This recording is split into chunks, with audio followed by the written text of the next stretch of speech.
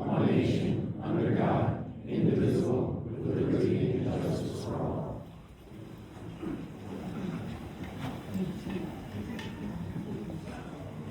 Okay. Ms. Wicker, please call the roll.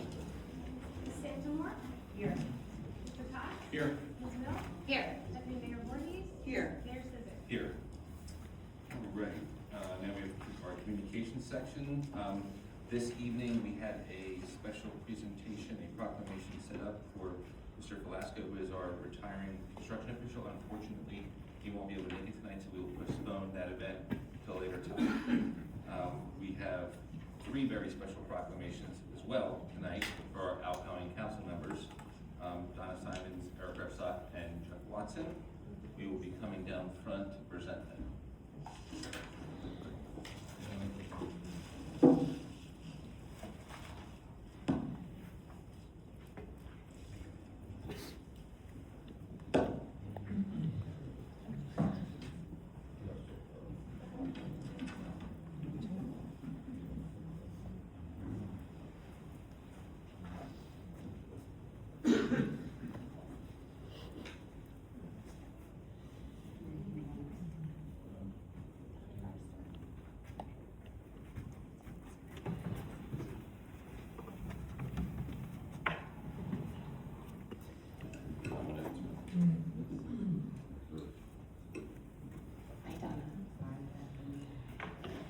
Honoring Donna Simons tonight, whereas Donna Simons has faithfully and selflessly served the residents of Medford Township with dedication, professionalism, and deep commitment to the public service, and whereas throughout her distinguished tenure, Donna Simons has served the township in numerous leadership capacities, including as deputy mayor, councilwoman, planning board member, and zoning board chair, bringing thoughtful insight and steady leadership to each role.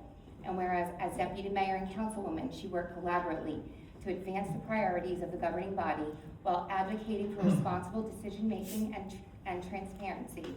And whereas as a planning board member and zoning board chair, Donna played a pivotal role in guiding development with fairness and care, helping to balance growth with the preservation of Medford Township's character and quality of life.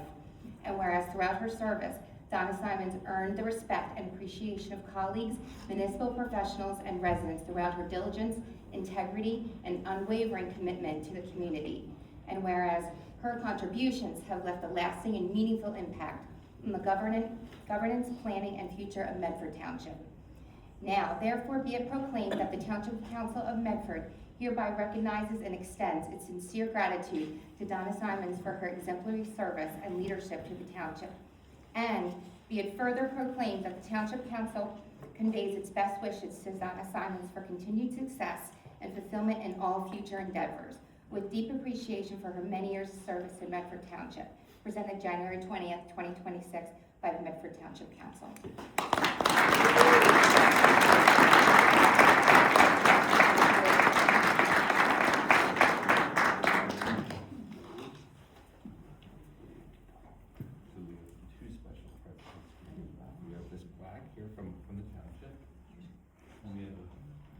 Very special plaque presented us to by Paul.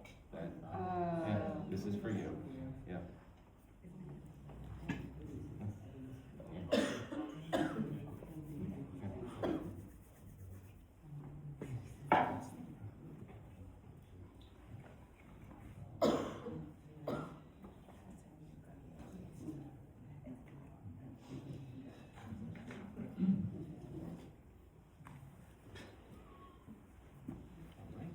We have Eric Repstock. All right, proclamation honoring Eric Repstock. Whereas Eric Repstock has served the residents of Medford Township with dedication, integrity, and a deep sense of responsibility, consistently demonstrating a strong commitment to public service and good governance. And whereas throughout his tenure, Eric Repstock has held multiple leadership positions within the township, including mayor, deputy mayor, councilman, and planning board member, bringing thoughtful leadership, collaboration, and a steady presence to the governing body. And whereas, as mayor, Eric provided guidance and leadership during important moments of the township, working to foster unity, transparency, and responsibility to the needs of the community. Whereas, as deputy mayor, councilman, and planning board member, he contributed meaningfully to the policy decisions and municipal initiatives always approaching his responsibilities with care, professionalism, and respect for differing opinions. Whereas Eric has earned the respect and appreciation of fellow elected officials, municipal staff, and residents through his thoughtful approach to leadership and his dedication to the public good. Whereas his service and leadership have made a lasting and positive impact on Medford. Now let it be proclaimed that the Township Council of Medford hereby honors and extends its sincere gratitude to Eric Rebstock for his exemplary service as mayor, deputy mayor, and councilman. And be it further proclaimed that the Township Council offers its best wishes to Eric Rebstock for continued success and fulfillment in all his future endeavors, with deep appreciation for his service to Medford Township. Thank you, sir.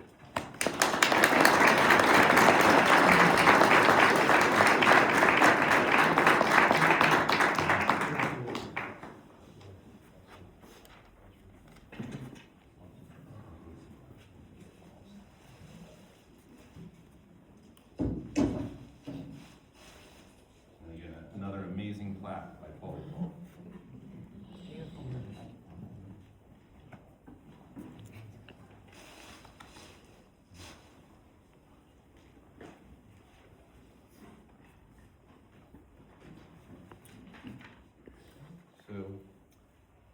Unfortunately, Mayor Watson had a prior engagement this evening and wouldn't be able to attend, but we'd like to still honor him by reading his proclamation.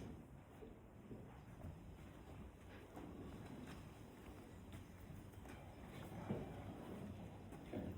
Honoring Charles Chuck Watson.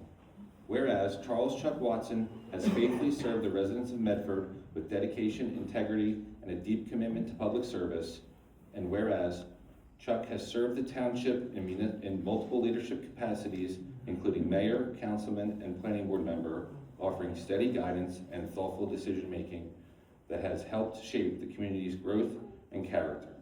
Whereas, as mayor, he provided principled leadership during pivotal moments of the township. As a councilman, he worked collaboratively to advance the needs and priorities of residents. As a planning board member, he helped guide responsible growth while preserving Medford's unique character. Whereas Chuck Watson was a catalyst for the revitalization of Main Street in historical Medford Village, championing initiatives that supported local businesses, encouraged community gatherings, and helped restore the vitality and charm of the town's historical district. Whereas through his vision, advocacy, and commitment, Main Street has flourished as a vibrant centerpiece of Medford Township, strengthening economic development while preserving the character and history that defines the village. Whereas, throughout his service, Chuck has earned the trust and respect of colleagues, staff, and residents alike through his dedication, civility, and commitment and thoughtful governance. And whereas, his legacy of service will be reflected not only in policies and plans, but in the enduring strength of the Medford Township community he helped shape. Now, therefore, let it be proclaimed that the Township Council of Medford hereby honors and extends its deepest gratitude to Charles Chuck Watson for his exemplary service, leadership, and devotion to the township. And be it further proclaimed that the Township Council recognizes Chuck Watson's lasting contributions and wishes him continued fulfillment and success in his future endeavors with sincere appreciation for the many ways he has enriched Medford Township. Thank you.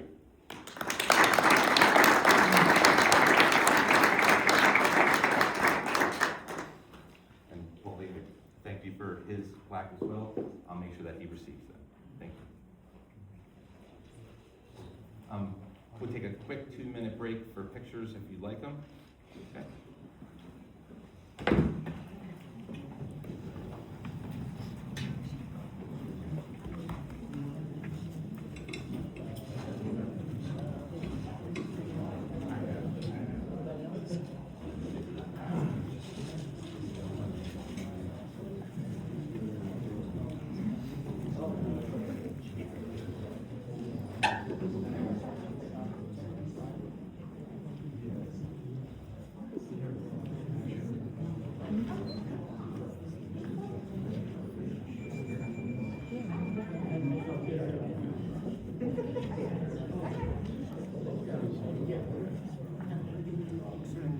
Everybody,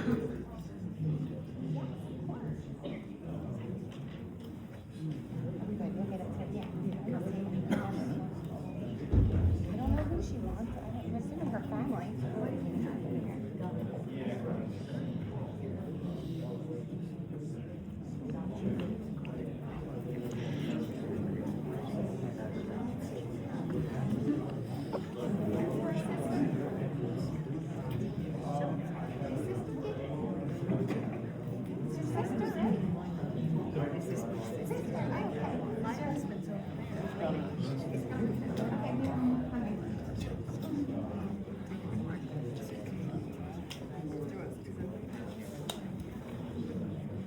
Very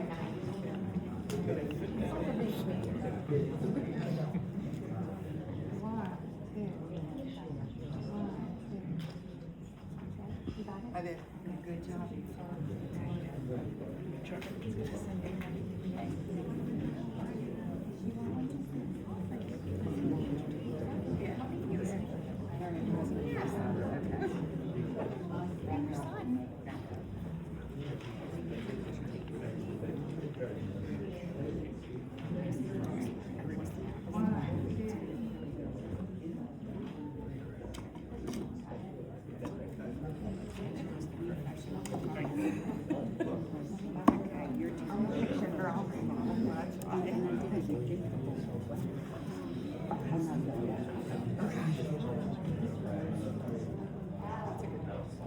We got Michelle back. 1, 2.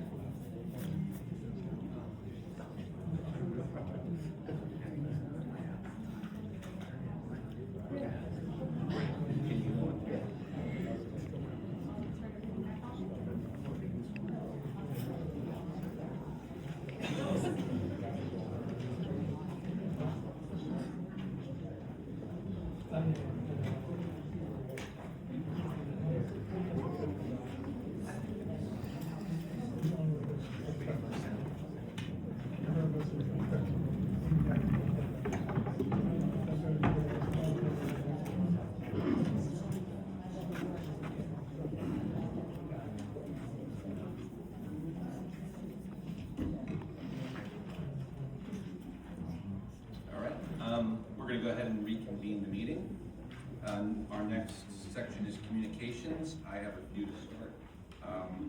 First, I'd like to inform everyone that Mayor Watson, in conjunction with his family, has made the decision to step down from the planning board appointment that he was given.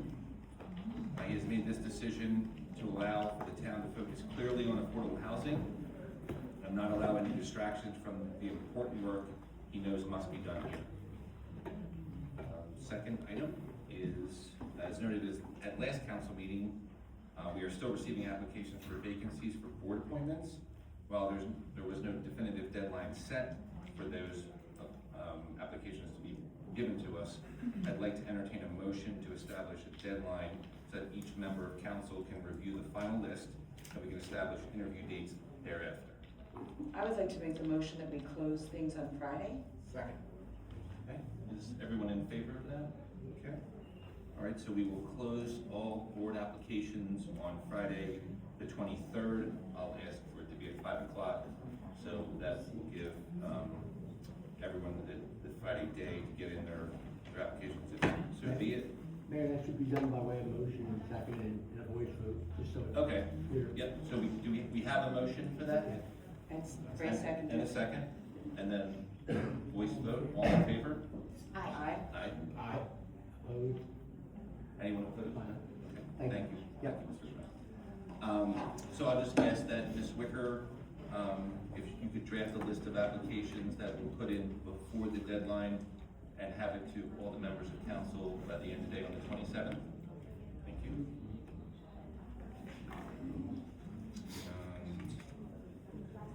Or my third item for communication. So we've heard much from our neighbors on all aspects of affordable housing. We currently have our consent agenda resolution 33 that deals with moving the preliminary study. I'm sorry, I'll repeat that. We've heard much from our neighbors on all aspects of affordable housing. We currently have on our consent agenda resolution number 33 that deals with moving the preliminary study of the Lafferty parcel to Park Place at Kirby's Mill, also known as Rick's Auto Body parcel, while keeping the request for the study of the prior two as well.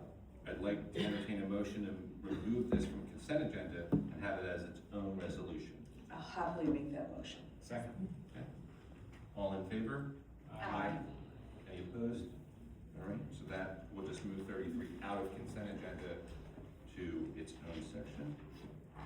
And then, fourth item, also there's been many public comments on Taunton Boulevard, and we as council feel it's appropriate to dedicate time during this meeting to discuss.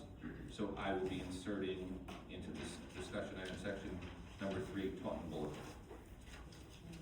Does any other member of the council have communications on this topic? Yes, Mr. Mayor. Yes, sir.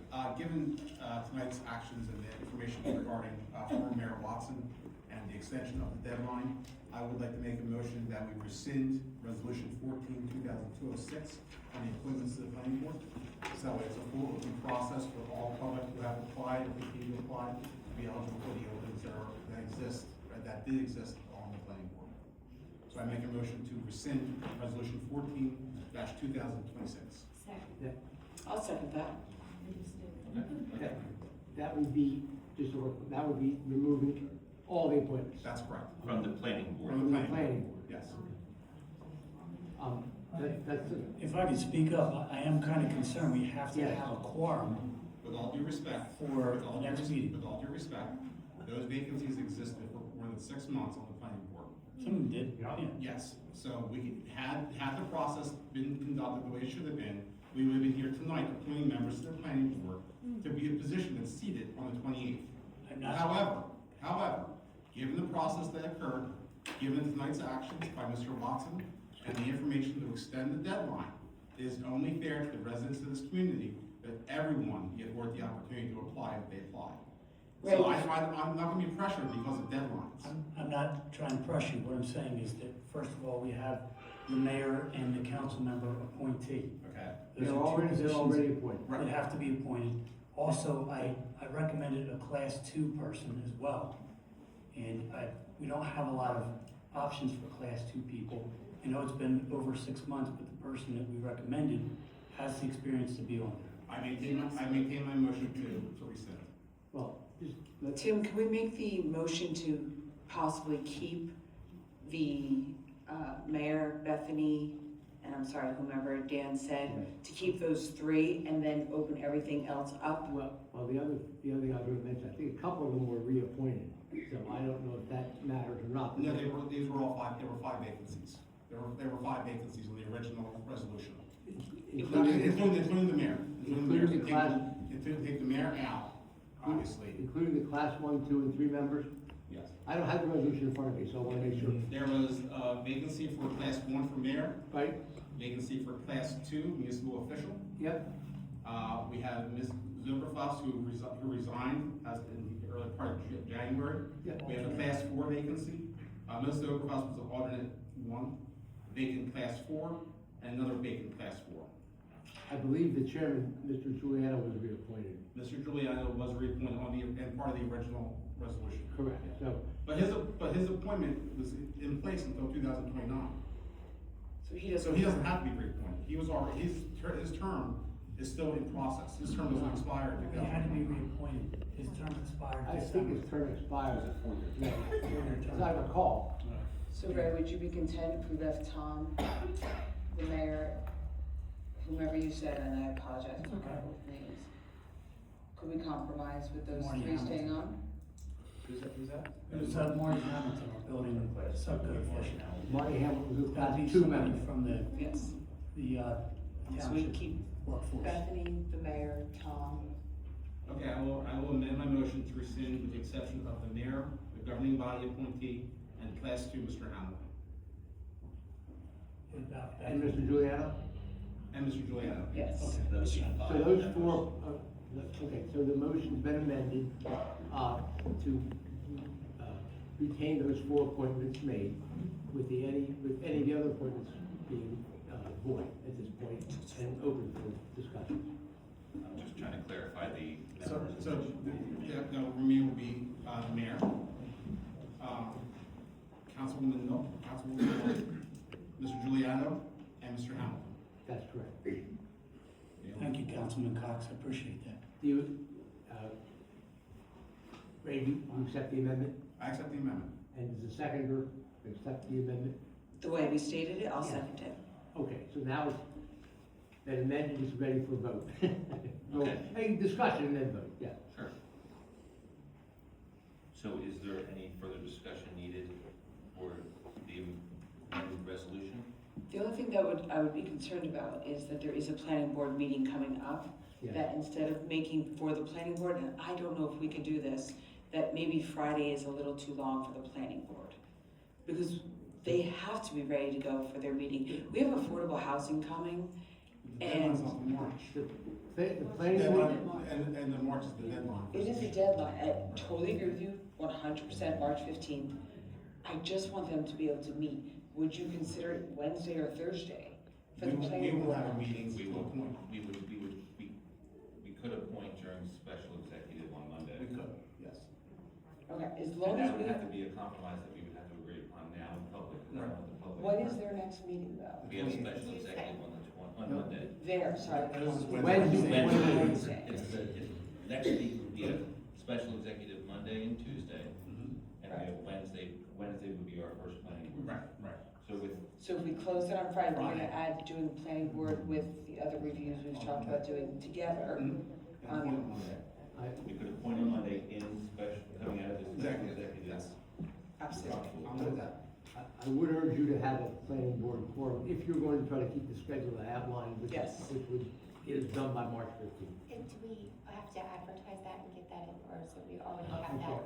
We have to advertise that, or what? Well, I think it's already been advertised. Yeah, it's been It's advertised. advertised for legal interviews only. Okay, then it ought to be re-advertised to include consideration and possible adoption of planning board appointments. I don't know if we're gonna have time to do all that on Monday. Can we do the planning and the other boards on Tuesday, focus Monday on attorneys? And then Tuesday With the on- understanding that the applicants that applied for the planning board may be appointed the day Right. before our Understood. first planning board meeting. Yeah, So if that's the direction we're going, I would like to think that anybody who applied for the planning board knows that the meeting is the 28th, and if we pick them, they're gonna just need to be ready to go. It's tight, it's a lot, but Danielle, how many are we short? from four, what we have right? for quorum? yeah, I think if we only have 5 members, that's a quorum. It means all 5 have to show up.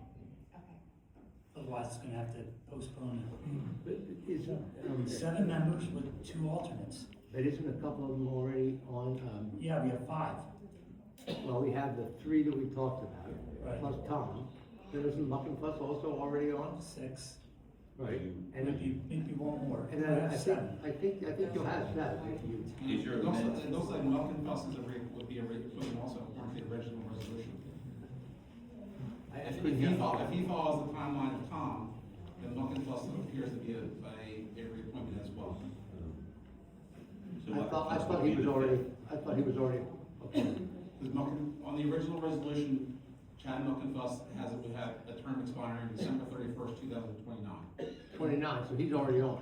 No. No, it looks like he'd be a reappointment, just like Tom. Oh, I'm sorry, that would be But the you're good fourth, with that would be the fourth. You're good with that? I'm asking. Mr. Must being added to the list as well? So that we have 5 for a quorum.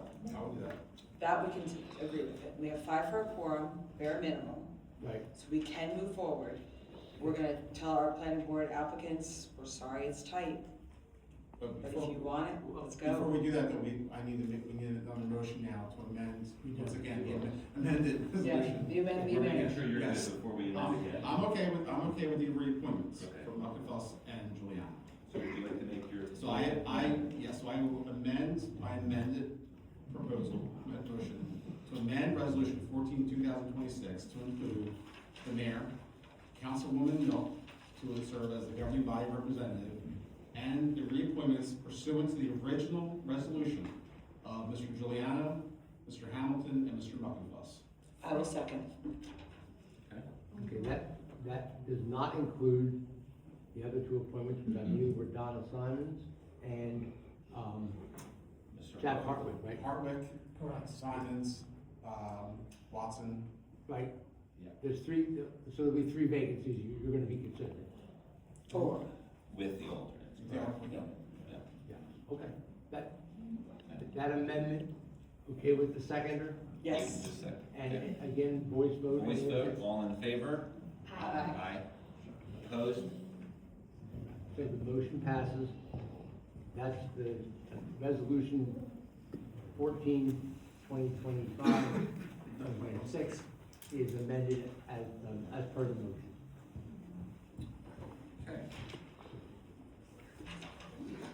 We have to return to Tuesday, exactly, Tuesday exec. Tuesday special meeting that we need to re-advertise for. Correct. Okay. All right, thank you for that.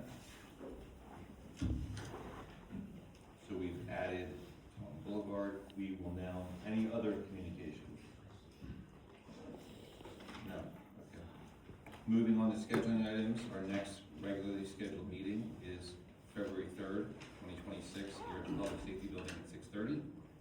And then February 17th, here at the Public Safety Building at 6:30 is another regular scheduled meeting. Now on to approval of minutes. We have January 6th, council reorg and regular meeting minutes. Motion approved. Second. All in favor? Aye. Opposed? Minutes are approved. So now moving on to discussion items. So our first listed discussion item is ordinance 2020-3 revisions. This ordinance deals with parameters around public comment. Since we are adding town hall style meetings to our regular schedule, we feel the need to discuss this ordinance. Councilman Cox, you had shared some ideas. If you'd like to go over them. Absolutely. Thank you, Mr. Mayor. Thank you for giving me this opportunity and for bringing this up to discussion. With the town hall style format meetings that we're looking to go into, obviously, as you, the member of the public, know, by ordinance, we have a set time limit of 5 minutes for public comment at our council meetings. Given the public comment period in a town hall, to allow for a little back and forth, we'd like to extend that to 10 minutes. But my main consideration, and my reason for bringing this up to council, is I truly wanted to remove the time limit from the ordinance itself, and have the ordinance reflect that council shall adopt rules governing public comment, setting forth time both for a council meeting as well as a town hall meeting. So that way the council would be permitted to extend time if necessary, depending on the subject matter at hand, whether it be at a council meeting or at a town hall meeting. To extend and give the speaker or presenter an additional 1 to 2 minutes in addition to their initial 10 minutes if it's at a town hall meeting, or their typical 5 minutes here at a council meeting. So that's why I would present for discussion this evening. So we are delineating between council meeting. Yes, I still maintain that we maintain the 5 minutes at council meetings, but for the town hall meetings, I would like to extend that to 10 minutes, with the option to extend up to an additional 1 to 2 minutes at the mayor's discretion to the presenter and the speaker. But ultimately, I would like to see the time limit removed from the ordinance and have the ordinance just reflect and state that council shall annually adopt rules and regulations to govern the meetings and public comment, rather than having a specific time defined by the ordinance. Understood.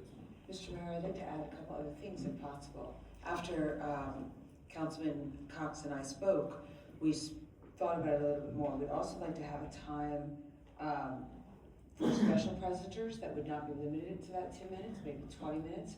And then we also spoke about having people sign up. And the reason you would sign up is not to take away from the folks who come here. We would just like to know how many people are coming. But on top of it, if 50 people sign up, you're not gonna be able to talk, because the other thing we wanna present is a 2-hour time limit to this. But if 50 people wanna talk, we'd like to do a randomized selection. Every third person, every fourth, everywhere. We can't have all 50 people speak. But I wanna give time to people who do speak, But I also don't want, if the first 20 people sign up, maybe in conjunction together, or because they happen to be off, I wanna leave time for that person who worked all day, who doesn't get off until 5:30, who has a chance to sign up and have an equal chance to talk. So if we're talking about 2 hours, we're giving everybody 10 minutes, that leaves roughly 12 to 20 people who can talk. I want all 12 to 20, but if 50 people wanna talk, that at that point, we'd also just do a randomized pick. However that is done, whatever's best, whatever the rules are that typically order that, I would happily follow When do those. people sign up? Yeah, we would have people sign At up. the meeting? Oh, where? Online? Yeah, Okay. online. So there would be a window of time in which, That's and what I'm this is for town hall format. Yes. Town halls, I Yeah, apologize if I didn't say yeah. that. So that there would be a way for the public to let the council or the township know that they're interested in speaking for a 10-minute period at a town hall session. Up to 10 minutes. Up to 10 minutes, excuse me. And if we have over 12 for a 2-hour limit, then there would have to be some randomization of the selection. Yes. Okay, so just on that, is there a consensus for that? Can we try it and see? We would have to. Yeah, first, let's do sure. that, because Yep. it might turn into totally different. Okay, Right. I know a lot of people want to speak, and Sure. it's an important. It is so important, that's why Yeah, I we know, wanted but the town I would- halls. I think most people would rather have less time if they can get with things. Right, and you know what, we're a group, we're a community. If there's 50 people who wanna talk, I'm gonna assume, I know that the meetings I've been to where I know 50 people wanna talk, I cut my comments down. Because other people are gonna either reiterate what I'm saying or give a totally different point of view, but I have to respect that. So, as a community, I think that we're gonna do the right thing. People here do the right thing. and to your point, if there are 50 people that sign up, we'll let that be known to the first Yes, 12 very or good 15 point. people. So they know if they don't need to use their full 10 minutes, they can allow time for those beyond the original time. And part of that sign up too, if I'm not mistaken, we talked about was to also get the topics that people would like to discuss. That way we have an idea and can be prepared on our end, be able to address your concerns and issues, as well as kind of get a sense of, you know, the number of folks that we have coming out to the town halls for a specific topic and what have you as well. Fair. And I did hear the recommendation for a special guest speaker, Yes. which I think is a good delineation between someone that from the public that has something that they would like to present to us, and maybe something that we would like to encourage a member of the public to come to speak to us about. So those special guest speakers would have their own classification and time restraints that we would work out with them ahead of time. If they needed 20 minutes to present, we would give them those 20 minutes because we're asking them to come to us. But again, we don't want to monopolize the conversation, we just want dialogue, so we want to, yeah. Right. So it feels like from a town hall guideline standpoint, it feels like we're tentatively all agreeing to about a 10-minute time frame maximum. There would be a sign up ahead of time and a 2-hour time limit for the meeting. And if needed, we would have to randomize the people that If signed needed, up. just if needed. But we would randomize the entire list in case everybody didn't use their 10 minutes, more could speak during that meeting. You wouldn't feel comfortable with a priority based on the time of sign up?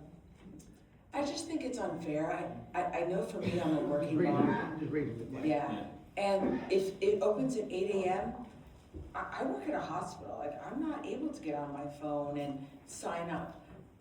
But when I come home at 4:30, I would like to think I'd have just as much chance of talking as the person who either works second shift.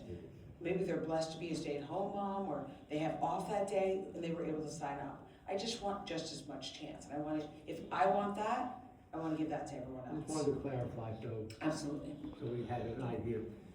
Mayor, if I may, I think, if I may, because I'm gonna try to draft the ordinance before I'm Okay. done. So the only change to the section of the ordinance for 5 minutes is that we will add a right by the mayor to extend the time for an additional 3 minutes. If we're looking at amending the current ordinance, I would like to see the current ordinance reflect that. Well, all of this is gonna require an amendment. I wasn't trying. Right, I'm just saying, in terms of the time, and public speaking. On the regular meeting I'm talking about now. Right, okay. But just to reflect that annually, mayor and council shall adopt the rules and regulations to govern public participation at a public meeting and a town hall in accordance with the rules set forth by council, rather than having the time spelled out in the ordinance. I'd like to see the time removed from the ordinance.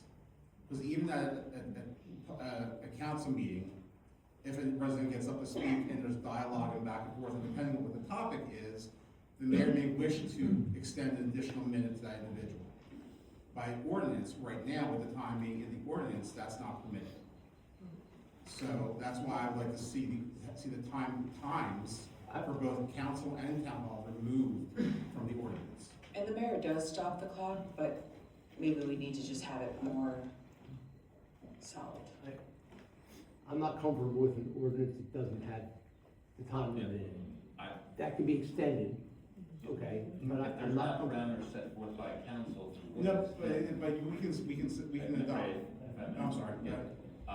Then the general public doesn't know what to prepare for. It could literally change meeting to meeting based off the rules set forth at that meeting. So there needs to be some guidelines set out, but I would be in favor, I don't speak for council, I would be in favor for allowing for an extension, because I do feel that's appropriate, especially based on the speaker or the subject matter. How long is the extension? It's up to the. It would be up to, yeah, I mean, Yeah. 1 to 2 minutes seems. yeah, I think that'd be. I wouldn't want to jeopardize everyone's time by giving everyone, I would personally want to jeopardize everyone else's time by going 10 minutes a person. That might feel sensitive, but if they are trying to wrap up, I don't think anyone here, would want to cut them off to some I extent. think if there's a willingness and the ordinance to allow for that extension, I'd be okay. My Yeah. concern is that's that set number. Right. I think the I think- guidelines. Let's add a 1 to 2 minute, I think the absolutely. guideline, I think the ordinance should stay at 5 minutes, but with, like an add clause that the chair's discretion could be extended up to additional 3 minutes, just to have a number in there. Yes, So that's 5 and 3. so that would be amendments to the ordinance in reflection to council meeting public comments. We discussed town hall meeting At the guidelines. town hall, I understand that you wanna have a 10-minute time limit with the right to extend, Correct. same thing? I'm trying to get, I'm asking questions. Yeah, I mean, I would set that as an additional 1 minute, like, that 10 minutes is a long time. 10 minutes is a long time. I don't think you need a right to extend that, if I may. Yeah, yeah. 10 minutes is, There's 10 a- minutes. if you got 10 people, 10 minutes, you're already. So we're gonna do a 10-minute window for public comment during town hall. Town hall meeting. Overall 2-hour time limit, Correct, sign up in advance. correct. If there's more than the 2 hours allocated, we'll have to randomize the public speaking. Correct. If there's a special speaker, they can establish a special, Special speaker requested by council. and who decides, the mayor decides The the chair time will limit? decide, yeah. I'm sorry, I'm just taking some notes. Okay, is that it? Ray, is that everything? Okay. So the motion would be to amend ordinance, And if I may. if you're not done yet, that's okay. Yep, so clearly we talked about a lot there. And to Councilwoman Sandemore's point, we have to almost vet this out to make sure that it's gonna work right. Yeah, because you know, I've had a lot of experience with this, and Yeah. it can really go awry. Right. You know, So this sounds like a great plan right now, Yes. but we're not sure, before we codify it in ordinance. You can amend the ordinance again at any time. What Right. you can't do is you can't bind future council Right. Right, to agreeing to any of this. Correct. The ordinance will be in the books until it's changed. correct. So I'd like to make the recommendation that the proposed public comment changes at this meeting during our public comment session. And if we feel comfortable coming out of that, then we can begin to codify through first reading on February 3rd. I like that. Okay, so the motion would be to amend ordinance 2020-3. I'm actually recommending not to make a motion to amend. I'm actually just requesting that we Try it tonight? Try it tonight, and then that will give us time to draft the ordinance for Okay. proposal. That, when will you tell me that? At the end of this meeting? Yes. Because I got. Yeah. We'll have Yeah, a we're not follow-up gonna to this. stall, Yeah. but this way we could read it and. Well, We do a first reading at the February 3rd meeting. yeah, For the that's fine. amendment, yeah. Yep. I have the notes. Yeah, I'm still gonna, if the council is comfortable, I'll operate the public comment section under the guidelines we just described Tonight. tonight. In saying, That's fine. in saying that, do we need a motion to temporarily suspend resolution? What I was gonna suggest is that we make a motion to amend ordinance 2020-3 as we've outlined, subject to council's agreement at the end of the meeting to draft on first reading for February 3rd. So that would allow us then to do it tonight as a trial, in order for you to determine whether or not you wanna do the draft at the end of the meeting. That would be the Let's go motion. for it. I'd like to make that motion. Second. Thank you. All in favor? Aye. All right, Okay. great. You have that, Karen, I can help. You have that? Thank God we're recording, right, Sarah? Right. Does anyone have any other feedback or comments on ordinance 2020-3 revisions? I'll stall, so Deputy Mayor Ward needs a moment, but we are gonna move on to our second discussion item, which would be Montvale litigation. As many of you know, Deputy Mayor Voorhees and I attended a federal court hearing. We want to take an opportunity to communicate back to the public where we stand with that and what we've experienced at that public hearing. So Deputy Mayor Voorhees, if you could take it away and tell us what you. I'll tell you right off the bat, I apologize if my voice cracks. I've been fighting laryngitis for 2 weeks. And if anyone's near me, I'm on antibiotics, but we're good. But the Montville case was really interesting in that every municipality that has gone before a New Jersey court in attempts to stop, not alter, but to stop affordable housing has been told no. They've failed. To the point that right now there are 169 towns in New Jersey being sued by builders for a builder's remedy. There are 16 towns that are about to lose their immunity because of the way that they're fighting. That said, it still needs to be fought, and that's what this whole court case was about. So instead of going as a municipality, because they've all lost, they went as individuals. And what they went with was irreparable harm. And they did it on 2 fronts. 1 to the town council folks, and 2 to the people. And I'll go very light on both of those. To the town council members, what many town council members said, and they were Republican and Democrat, just because I've been asked about that multiple times. What they said was that they made choices that felt like they had a gun put to their head on affordable housing. They were trying to do what was right, but then on social media, they were slayed. They were tarred and feathered. They were said that they were bribed and that they were giving money. Many people, many of these mayors and or town council people had people picketing in front of their houses. They were slammed on social media. Their businesses lost business. Sorry, the businesses lost business.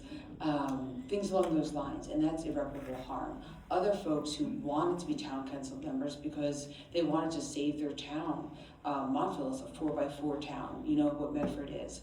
But they wanted to save it, and instead, these folks were being just tarred and feathered, and they gave up on their dream. So, irreparable harm to them.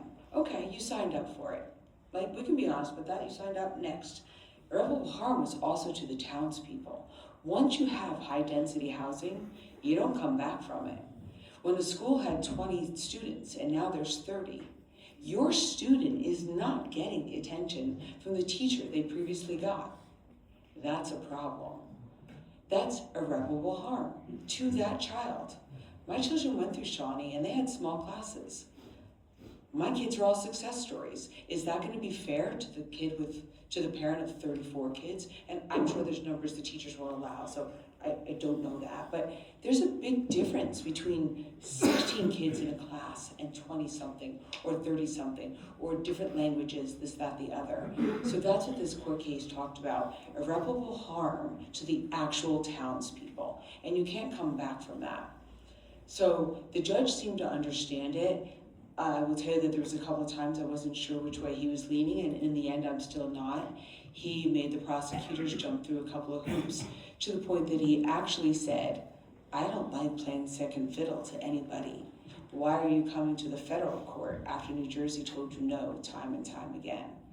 And thank the good Lord, the lawyer had a really good answer. He said, you're not second fiddle, you're first. You're the only judge we've come to that are talking about individuals. And the judge stepped back and said, all right, fair enough. The other thing the judge said that I thought was remarkable is that he understands that with a March 15th deadline, planning boards have to meet, they have to give their recommendations to council, council has to approve, there's a whole cycle. And that cycle has to be done by March 15th, or else there's risks. He is gonna do his best to have an answer out by February 1st. What were they looking for? To be honest with you, they weren't looking to stop affordable housing because those have all lost. What they were looking to do was pause it so that the timelines could be extended. I know you're with me on this one. Everything is so bloody rushed that people are making decisions under what if. Okay, I know I'm feeling it, the pressure of, okay, my God, if we get a builder's remedy, I don't want to be in this town. I have a plot of land across from my house. There's a lot of things I don't want to see going in there, let alone a farm or anything else. So they are aware, they're trying. February 1st, we hope to hear. The second I hear, Mike Gonzalez, who's the mayor there, said that he will call me personally. Fingers crossed, I'm probably his 15th call, but at least I'm on the list. I will let you guys know, but that is what Montville came up with. So on top of Montville, I actually went to a grassroots movement the other day where this lovely gentleman spoke, talking about all the different things that we can do with buying back deeds. I want to assure you, we're truly looking into it. It is a lot deeper, more convoluted than I thought, but we are definitely going to look into it. I think Mike will talk more about that. But so those are the two cases and what we've been up to in the short term. So just on the deed restrictions, that's been brought up several times, and it is a mechanism used to offset the need for new affordable housing units. It's a private matter between the deed holder and the township, so we can't discuss these things in public because it would be like us discussing your property in public. We're not able to do that, but there are a set number of privately held deeds that are in Medford, and there's what I would consider corporately held deeds.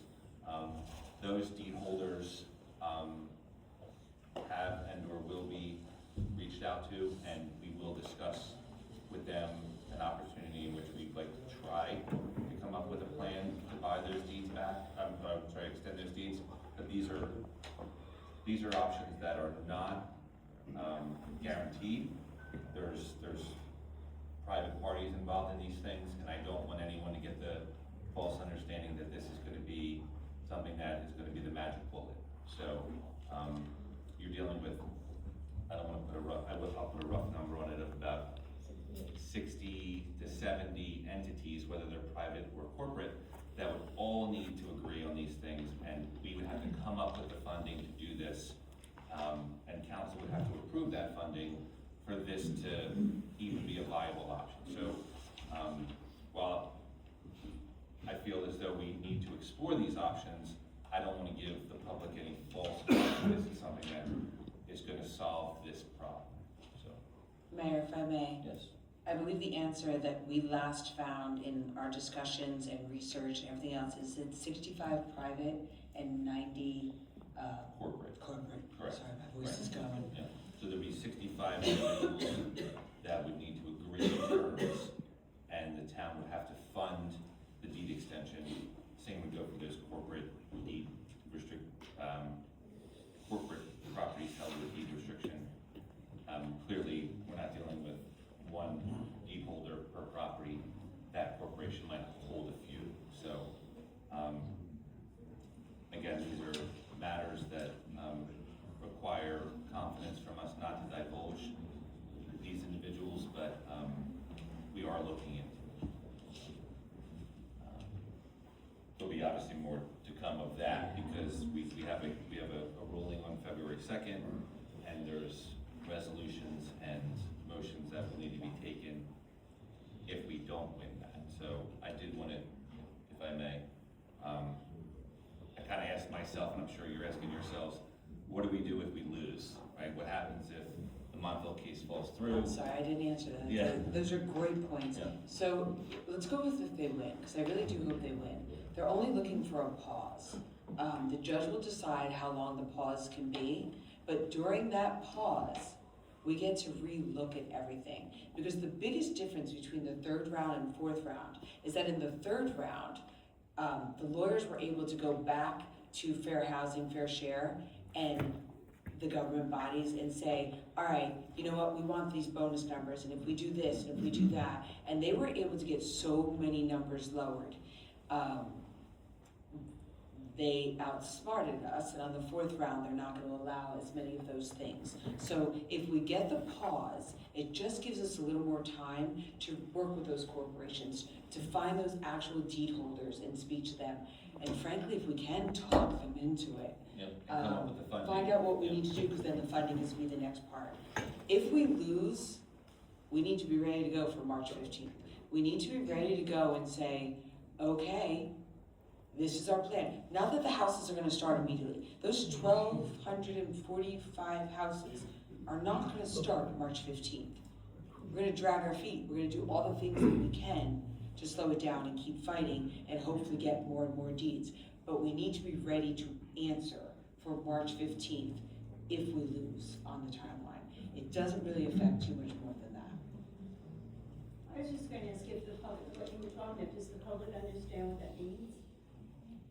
They're gonna have an opportunity, Okay. they're gonna comment to Yeah, you'll voice their explain it, concerns because and- a layperson would know. Yeah, and to your point, it's a lot to take in.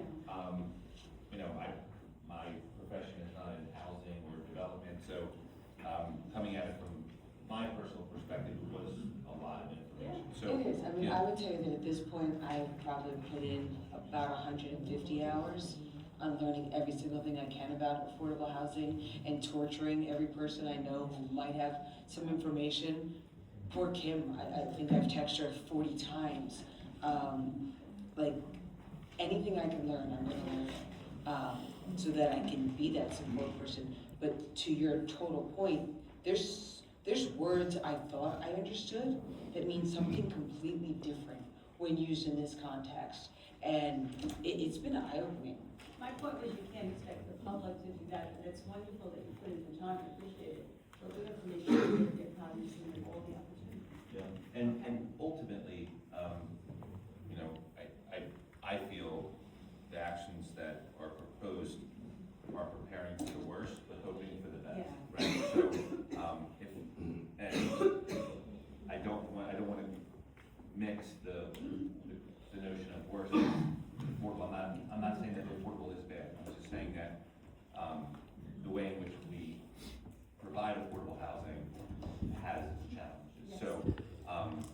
Yes. So for me personally, when I was at the Montville case and I've done some due diligence, met with the grassroots groups,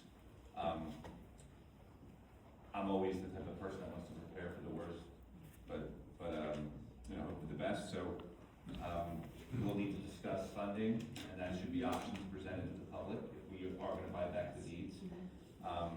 We'll discuss that, obviously, if it comes up in the budget cycle. Is that going to be something that comes out of the general levy, or is that something that we go out for referendum for? So we're a little too early for that, but I think just having some preliminary information and seeing where we come after February 2nd or 1st.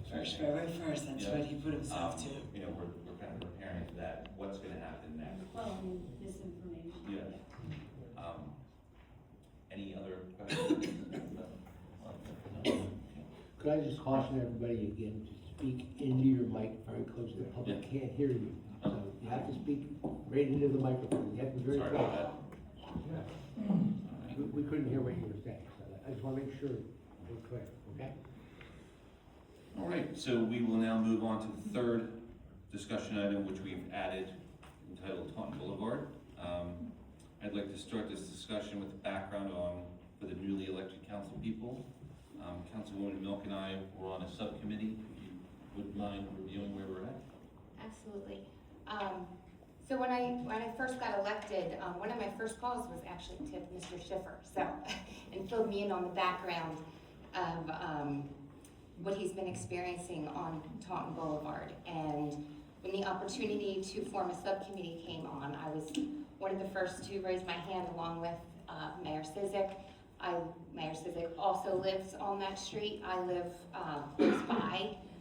We put in 11 months of time with the residents of Taunton Boulevard and I heard all of their concerns. My heart goes out to them. I see what they're going through on the daily. I understand it. My son rides his bike on that street, that there's speeders, there's the crosswalk issues. Unfortunately, our hands are tied as far as, since it is a county road. I would love to fill in Councilman Cox and Santa Moore about the recommendations and different things that we have that have come out of the subcommittee recommendations. But I noticed that we did have 3 of the 5 commissioners here last for your swearing in. So I would love for any influence or any contacts you guys can have, since that is a county road, to help us, get some of these things accomplished. Our tax dollars should not be going towards a road that we don't own. So anything that you guys could help with as far as that, like I said, I'm happy to fill you in on any of those recommendations. Some of the things that I have down, and I'm sure Jim and Mary will definitely help out with that, but it was Falls Road crosswalk, Locust crosswalk enhancements, weight restrictions, obviously, and I realize, we really had our hopes up as far as that goes, as far as support from the other towns, and then we did not get that support. They pulled out of that, which was very upsetting to all of us. Signage improvements, road surface markings, speed limit signage expansion. With the police department, that's not something that we, that's up to their discretion what they do with that. We don't have any control over that. But those recommendations, Mayor Cizik did type up, so we're happy to share those.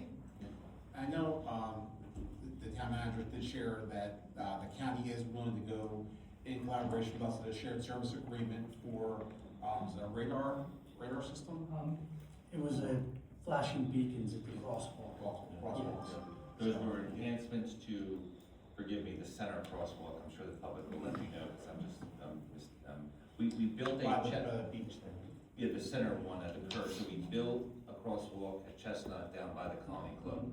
There's some challenges on Falls Road, which is up more by Taunton Forge.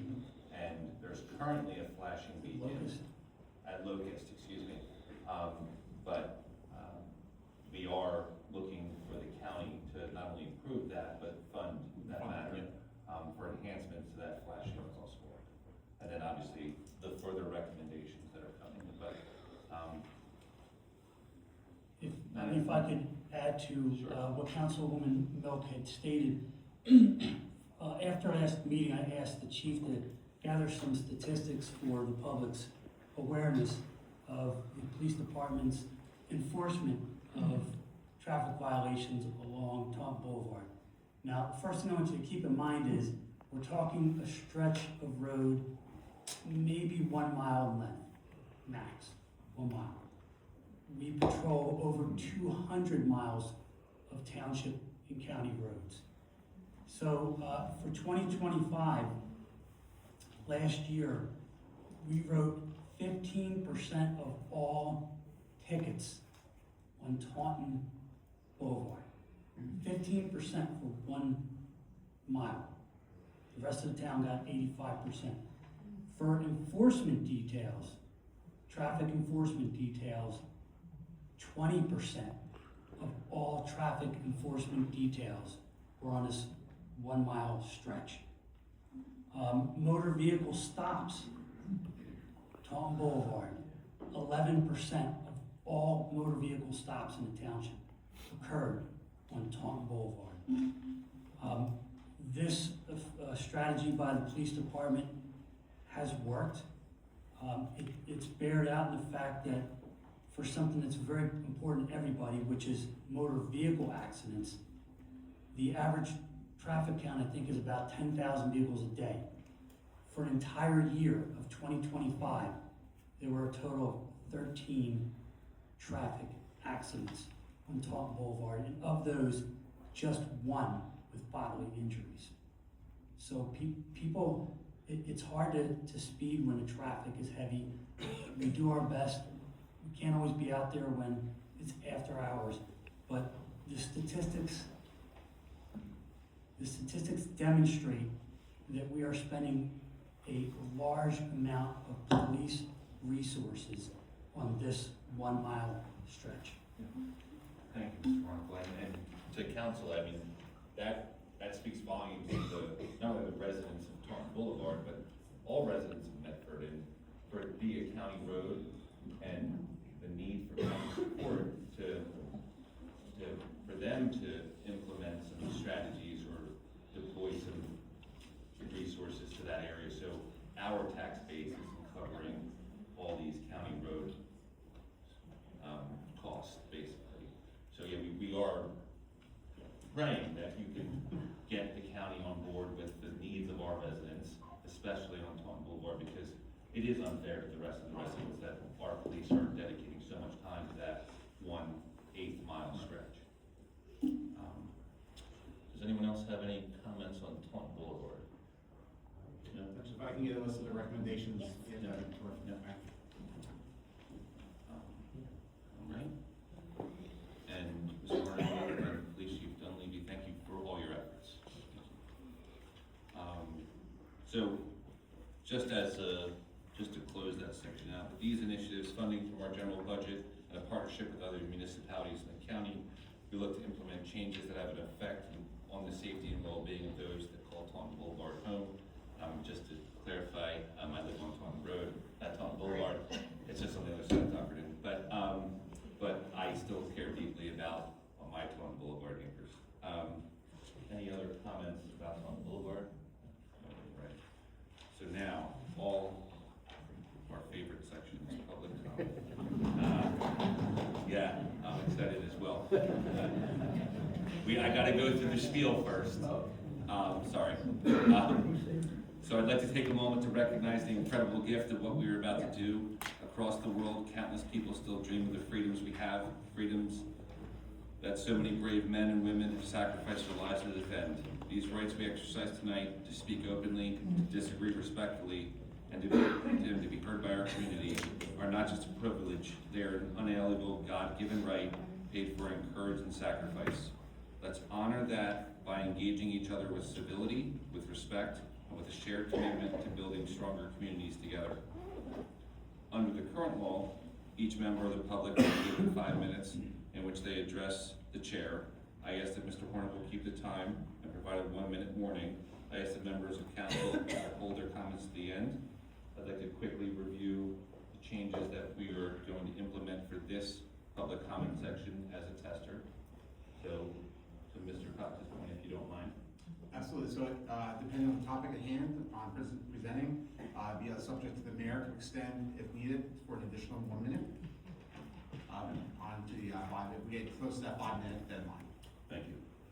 All right. So we're going to do a plus 1 minute. If you'd like to speak, please raise your hand and you'll be called to the microphone. Please state your name and any portion of your address you feel comfortable. Please speak loudly and clearly into the microphone. I'm so sorry, I did see the gentleman in the back with his hand up first. Yeah.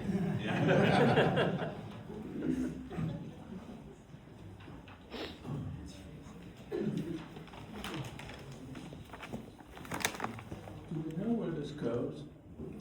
The audio? Yeah. It goes into a mixer in the back room and up into the speakers, and it's also recorded by the clerk. Nice.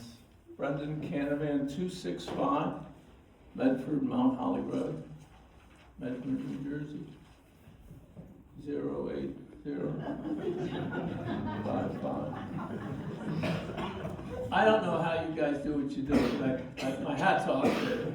I could never do it. It's just just so painful to watch. With that being said, I put in my application for the planning board, I think a day before the last meeting. And Mayor, I heard you say that you were gonna do Saturday afternoon interviews and, you know, get to meet the applicants. And I was sitting at home by my phone, waiting for that call to come in on a Saturday. And then I found out the positions were filled. And I cried myself to sleep that night. I don't know why I want to do the planning board, but I guess I do, you know. I was, my first go-round with raising a family, I was in Voorhees, and I raised 4 kids there, and I rose up through the ranks of the Voorhees Soccer Association as a way to give back, but still be involved with my kids. A friend of mine and I started the Voorhees Lacrosse Youth Program. And because I had a good relationship with the Township Committee in Voorhees, even though they were Democrats, I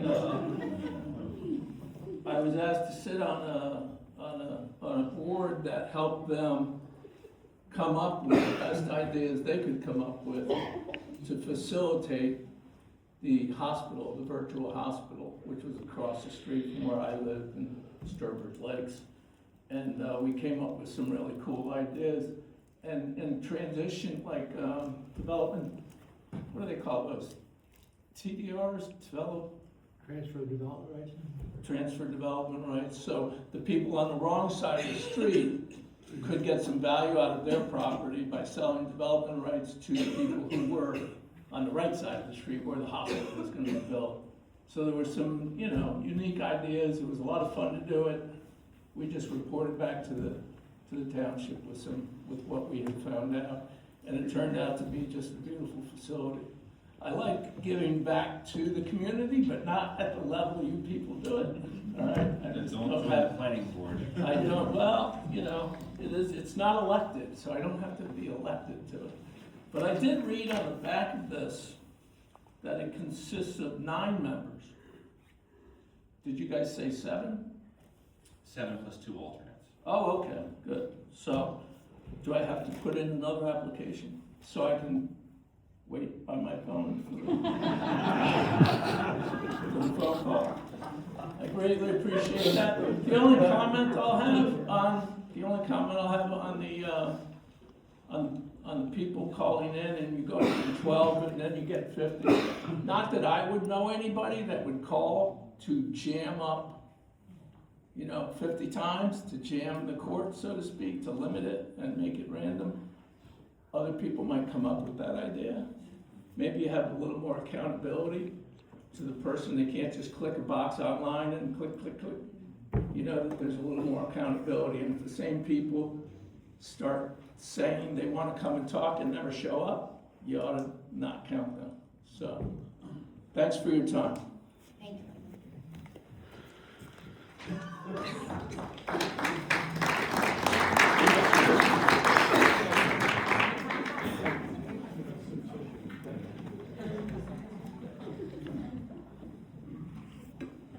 My name's Tom Rendy. I live at 272 Church Road in Medford.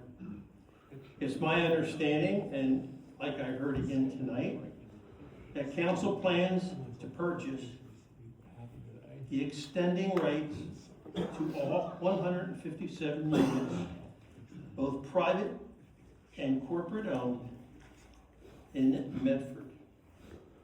This will eliminate the need to build 785 houses of high-density housing. The funds can be obtained by developing an RFP for the amount needed and going out to referendum. I calculated the cost for a 30-year referendum for the average house in Medford at $330,320, and it comes to $104 per year to each property owner. The most important element of this is when you compare this cost with the educational impact analysis I presented last month of a yearly educational impact of $20 million per year, and a township infrastructure impact at a minimum of $12 million a year. That's a total of $32 million a year of impact because of these developments. That makes the cost of buying the low-income housing rights a bargain and eliminates the need for 157 low-income housing units. Budget issues. It could be difficult to put in the Medford budget the amount needed because the state only gives you a 2% cap on your yearly budget, and that would make it very difficult. But there is a process in place where the township can budget over the cap and present a resolution to do so along with the budget, with the reason. You simply present the resolution to the state for approval. The state lists exceptions that can be used to budget over the cap. And one of the exceptions is to increase debt service by going out to referendum. You can satisfy that. And the extending cost of low-income housing rights fits right in line with the exceptions that the state lists. The long-term impact. In other words, we are at level 4, and this almost gets us through level 4 of the law. But people are concerned, what happens when the next phase comes up? We're into level 5 now. My optimistic view of the next 10 years after level 4 is there won't be any need. Why? Currently, thousands upon thousands of New Jersey residents are protesting against this high-density housing law. They are contacting their legislators at the highest level, voicing their objections. Municipalities are forming coalitions of 30 townships and more and filing class action lawsuits to do away with this law, indicating that this law is destroying where we live and destroying the fabric of the state of New Jersey. The residents of New Jersey have had enough. The objection will only grow, and the only people that are going to get elected to office is if their platform contains a strong feeling of doing away with this law.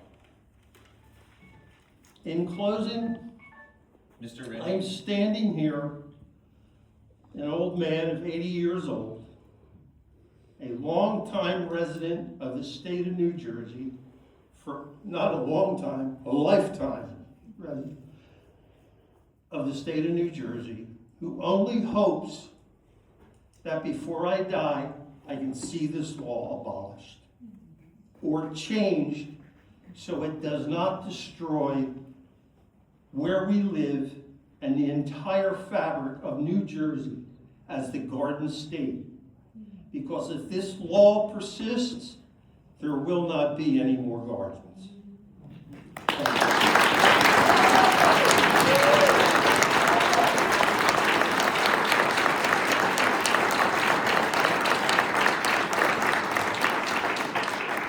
Mr. Reddy, thank you very much for your comments, and just for the record, we did extend the 1 minute for that, for you at that point, just keeping the score.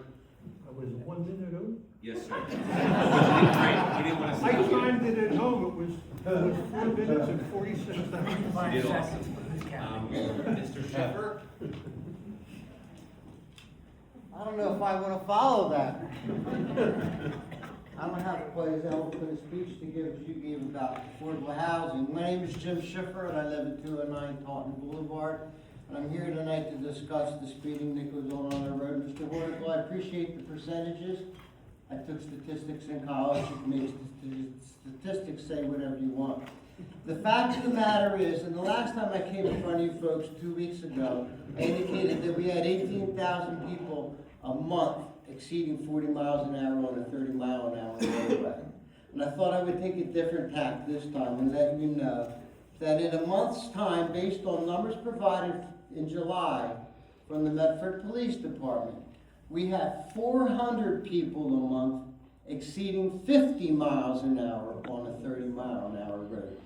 In November, the police department gave out 11 tickets on that roadway. 15% of their time may sound like a lot spent on that roadway monitoring speed. However, if you're sitting out in plain view, it's ineffective time. You can drive through anywhere in Medford Lakes and the police are hiding behind off the roadways, they're hiding behind trees. I don't see the same problem when I drive through Medford Lakes. And this is just a reflection of what is also going on Taunton Road. Now, I don't have numbers for Taunton Road, but I drive on it a lot. And I'm sure that the same speeding issue is going on there. And the other problem we have on Taunton Boulevard is we have never, ever, in the 6 years since I started doing this in November, 6 years ago, we have never seen a construction vehicle ticketed on that road. Ask any of the 91 homes on Taunton Boulevard, I speak to the neighbors, no one has ever seen a construction vehicle pulled over and ticketed. And that's something I can never get an answer to, as to why tractor trailers and construction vehicles are never pulled over. They're part of the problem. In fact, we have a report here saying that construction vehicles over from greater than 40 to 70 feet, are now driving at 38 miles an hour of an 85 percentile on that road, a 30-mile-an-hour road. And the other problem I have is that at one time, the enforceable speed was 7 miles an hour over the roadway. Now that these reports have increased it to 10 miles an hour. So for them to say that 85% of construction vehicles and large trucks are now going over 38 miles an hour on a 30-mile-an-hour roadway, and we've never seen one pulled over. We have about 180 of those vehicles every single day on that roadway. Perhaps you have connections at Evesham that you could get weight restrictions. As Bethany had mentioned, we tried hard, but Evesham was going to vote on weight restrictions, and then they appointed a new township manager who put the kibosh on all of that. I don't know why he decided to do that, but they were going to vote, and it came off the agenda like 5 minutes before the meeting. He pulled it. So they were going to put weight restrictions on Hopewell Road and Tomlinson Mill and then Taunton Road, which would have alleviated a lot of problems. I've said it a million times. We've got houses on Taunton Boulevard that their front step is 10 feet from the roadway. And we have 50-ton dump trucks flying down that road all day long. Tractor trailers, 18-wheel tractor trailers. Our houses shake constantly. But again, I don't know why the enforceable limit was raised to 10 miles an hour when everybody in the world knows it's usually 7. If you know, if you're flying down 295, you try to stay around, like if it's a 65, you try to stay around 72. Well, now on Taunton Boulevard, the enforceable speed limit is 10. And once again, all these vehicles, all 73,000 in a month, are 85% of them are now going 38 miles an hour. When I started this 6 years ago, the 85 percentile was 34 miles an hour. So I don't know where we think that the police department is doing a better job, because they're not. Sitting out on that roadway in plain view is not enforcement. It only works for the 10 minutes that they're sitting out there. They might pull over one vehicle every couple of days, but it's not working. And we need better enforcement of a posted speed limit. We didn't ask for this. We bought our homes in good faith. We expect that speed limit to be enforced by the police department in good faith. I'll grant. I don't need any more time. I think I've exhausted my. Would you like to speak about your interactions with the county? What about the county? Well, there are no whole others. Because as I mentioned 2 weeks ago, one of the commissioners gave me a lecture on what a great job the engineer of the county does, Randy Broller, and then I find out that Randy Broller is the head union chief of a construction union. So he's got a conflict of interest. He needs to recuse himself, and I told him that out in the hallway after the last meeting. Because for him to sit there and lecture me on trucks traveling down Taunton Boulevard is nonsense when he has a vested interest in those construction vehicles going down Taunton Boulevard. So I'm not done with that, Mike, to answer your question. I appreciate your comments.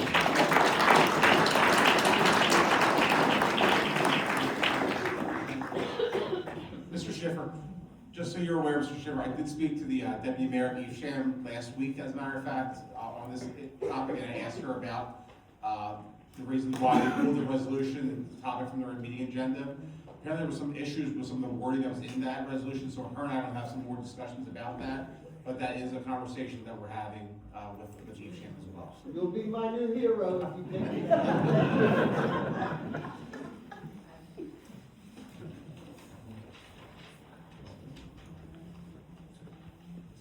Nicole, 152 Taunton Boulevard. I'm just going to follow Jim. I was a part of the Taunton Boulevard subcommittee, as you know. It was great working with all of you.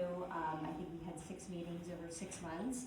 There was some success made with that, but I think there was a lot of things that were left undone and not followed up with our subcommittee that were really important. Jim chooses weight restrictions in trucks as his subject. I go more for the safety side as far as crosswalks, and the equal part of importance for weight restrictions was the crosswalks, the most important being Falls Road. We were promised a follow-up from you, Mike, and from our engineer as far as having an estimate of the cost of that so that we could go to the county and ask them for 50% of that. We did not get that follow-up. We also did not get an email that this discussion is happening tonight, so that would have been a nice follow-up for us to be included in that. Not sure why that didn't happen. But yeah, that Falls Road crosswalk, I think you all know, is very important. Mike and Bethany walked that with us with the rest of our community and saw that within about a 10-minute period, there were 15 people that crossed the Falls Road intersection. Many families in strollers, children on bikes. That's not just enjoyed by Lake Pine, but by you as well that live in surrounding communities.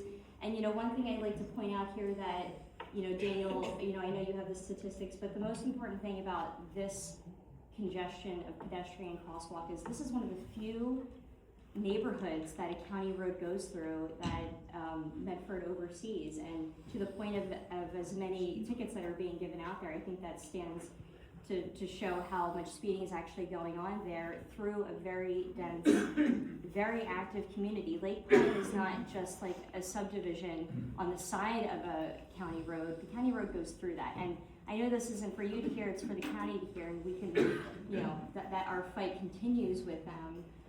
But our community is super active. I mean, it runs through the middle of half of our population. We have 3 beaches. We have over 50 events a year. We used to have a parade. We can't do that anymore. So, you know, Lake Pine's already made a lot of compromises and concessions for the traffic that's going through the town. But, you know, more now than ever is the most important time to get a handle on this. To ensure that we have safety for the pedestrians crossing, especially at Falls Road. As you know, it connects Tamarack, it connects most of the other part of the lake, it connects us all to Taunton Forge. It's busy, it's dangerous, and if you could really help us push through for that pedestrian walkway with lights, we would really appreciate it. We appreciate the follow-up, and we appreciate the collaboration with all of you. Can I say something? Sure. Yeah, I had a hard time with this. I'm sorry, I don't want to jeopardize the Oh, time. okay, I'm sorry. You yield the rest of your time? Yeah, I'm finished, thank you, yeah. I was just gonna say the statistics, I didn't want to say anything except that I live close to there, know how dangerous this it is. The statistics seem to me that if that's where it's needed, Right. that's where we should put the resources. Right. Are the resources taken from someplace else? Well, That's having that's- problems? Yeah, I think that's not, but that I wasn't agree made with you. clear exactly of like, how could those resources be better used somewhere else if there aren't other congested neighborhoods that our roads are going through that are that busy? Cause it sounds like this would be the most important place to put your resources. It does. Yeah, I mean, I think that's kind of it, but, again, you know, Lake Pine's a little bit of a different community. It's the only community, and this is a different situation, but with your zoning board and your planning board, be careful what log cabins you knock down. There's really none that you're responsible for other than Lake Pine. They're the only ones that exist in Medford Township. You know, Medford Lakes has a handle on theirs. I think it's really time you guys, the planning board and the zoning board, starts to get conservative about what they allow go through on Lake Pine, and I think they should push back on knockdowns of log cabins before they get approved. So, thank you.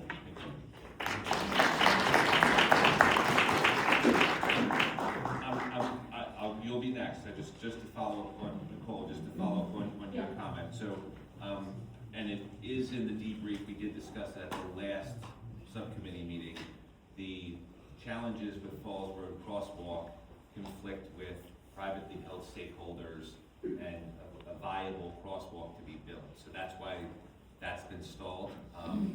For those that know Beau Rivage, the township owns the parking lot of Beau Rivage, but Beau Rivage itself is owned by a privately held stakeholder. So without an agreeable path forward, there's no viable path for us to build a safe crosswalk there. That's why we wouldn't be able to provide you a number of a cost for something we can't build yet. So those conversations with the private stakeholders are going on. We hope to have information that we can present to council through planning to be able to provide even a viable plan for a crosswalk, and I appreciate all the effort you put into drafting that. Thank you. Mr. Barnes is next.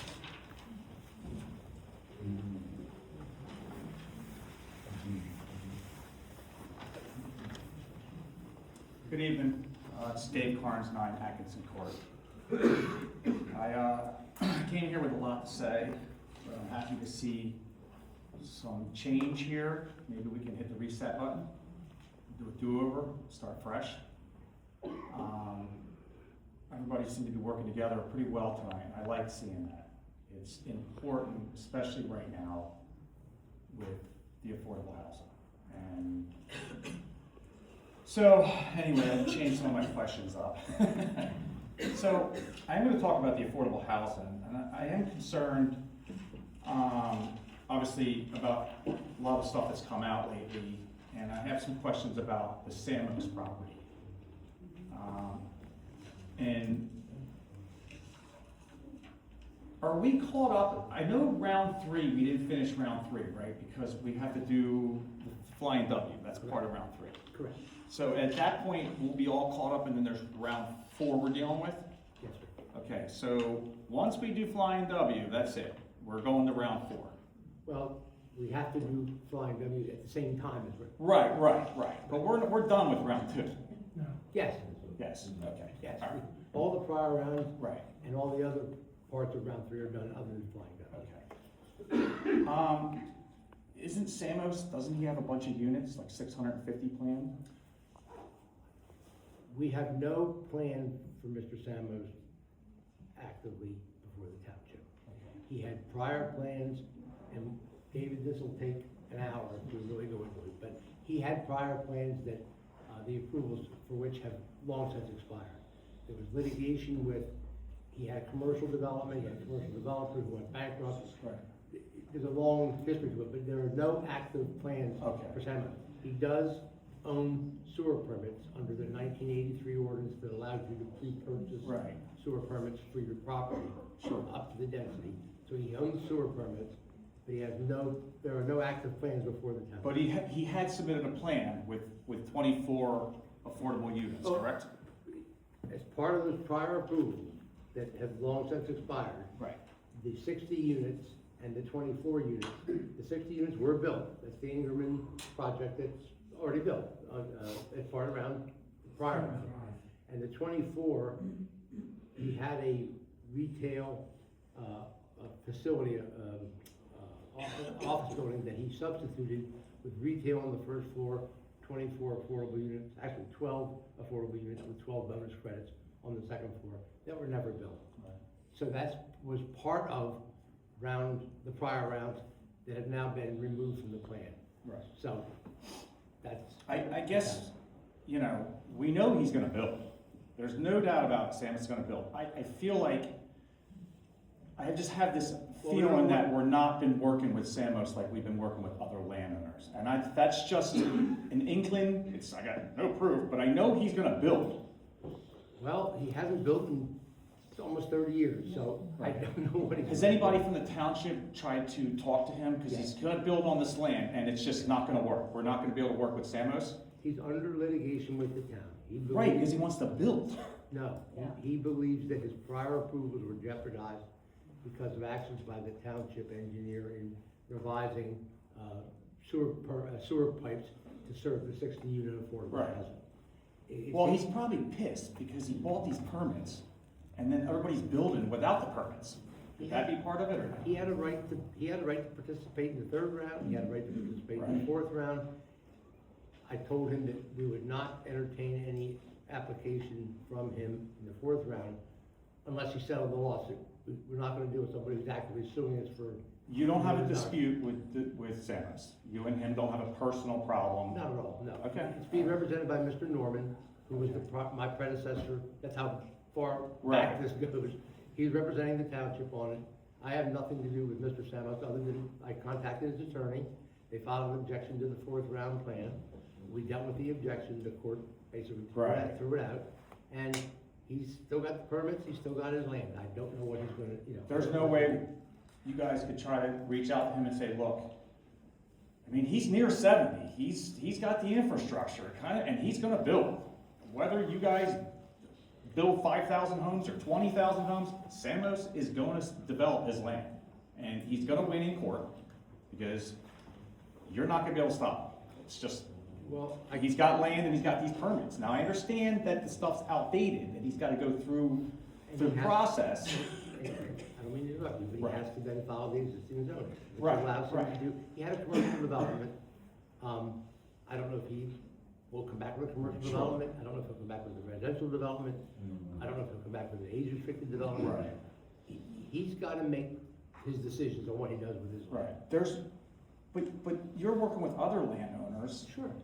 We can't work with Samos? I just don't understand it. He's gonna build, he's gonna make a bunch of money off affordable housing because it's a gold rush, right? So why isn't he part of it? We understand his position is that he's already satisfied his affordable housing obligation on his piece. He sold the property to Ingerman, he built the 60 units, and he has an ongoing plan for 24 units. So he's got an ongoing plan for 24 affordable units? No, he does not have a plan. I've insisted that if he ever develops his property, he's gotta provide those 24 units that he promised in the third round. His position is, that's all he's obligated to do. Right. I think we should have somebody else come in and look at this with a different perspective, and maybe the outcome can be different. Maybe we can say to Samos, we're gonna throw you a bonus, I don't know, work with him, because he's right there, he's got the property behind Wally. Run a road right out to 70. That makes sense. It's already semi-developed, he's gonna build, there's no doubt about it. And so I just don't understand why there hasn't been more. I mean, you've explained some of the stuff, and again, litigation's complicated. I just don't understand why he doesn't want to be part of the affordable housing, because the people that I've talked to, part of this round, because then he could. He doesn't think he has any obligation to do anything this round. His position is that he's satisfied his property's obligation to provide affordable housing. So whatever he comes in with, he is gonna say, I don't have any obligation. I said, you at least gotta give us the 24. So he's saying he will not put any affordable housing up. That's what he's gone on the record and said, or? He said that at the court hearing. All right, well, that would make a little bit of sense. One more minute, sir. Let me see what else I got here. Mike's so Joe can never cross that one. Who's gonna oversee affordable housing? There's companies, LLCs, like, that oversee the affordable housing management.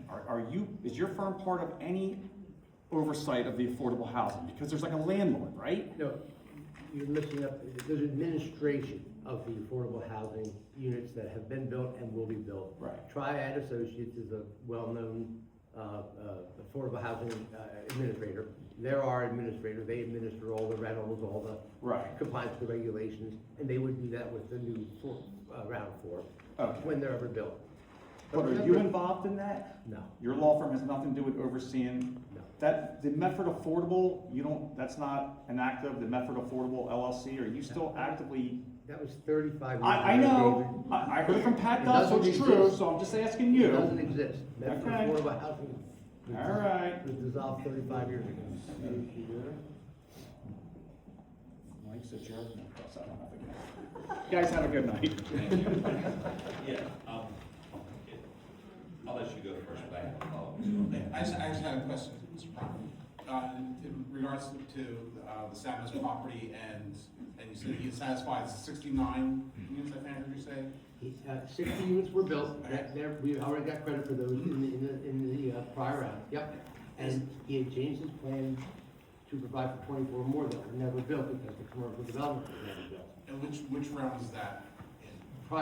Both were prior round. They were not involved with the third round at all. So round 2?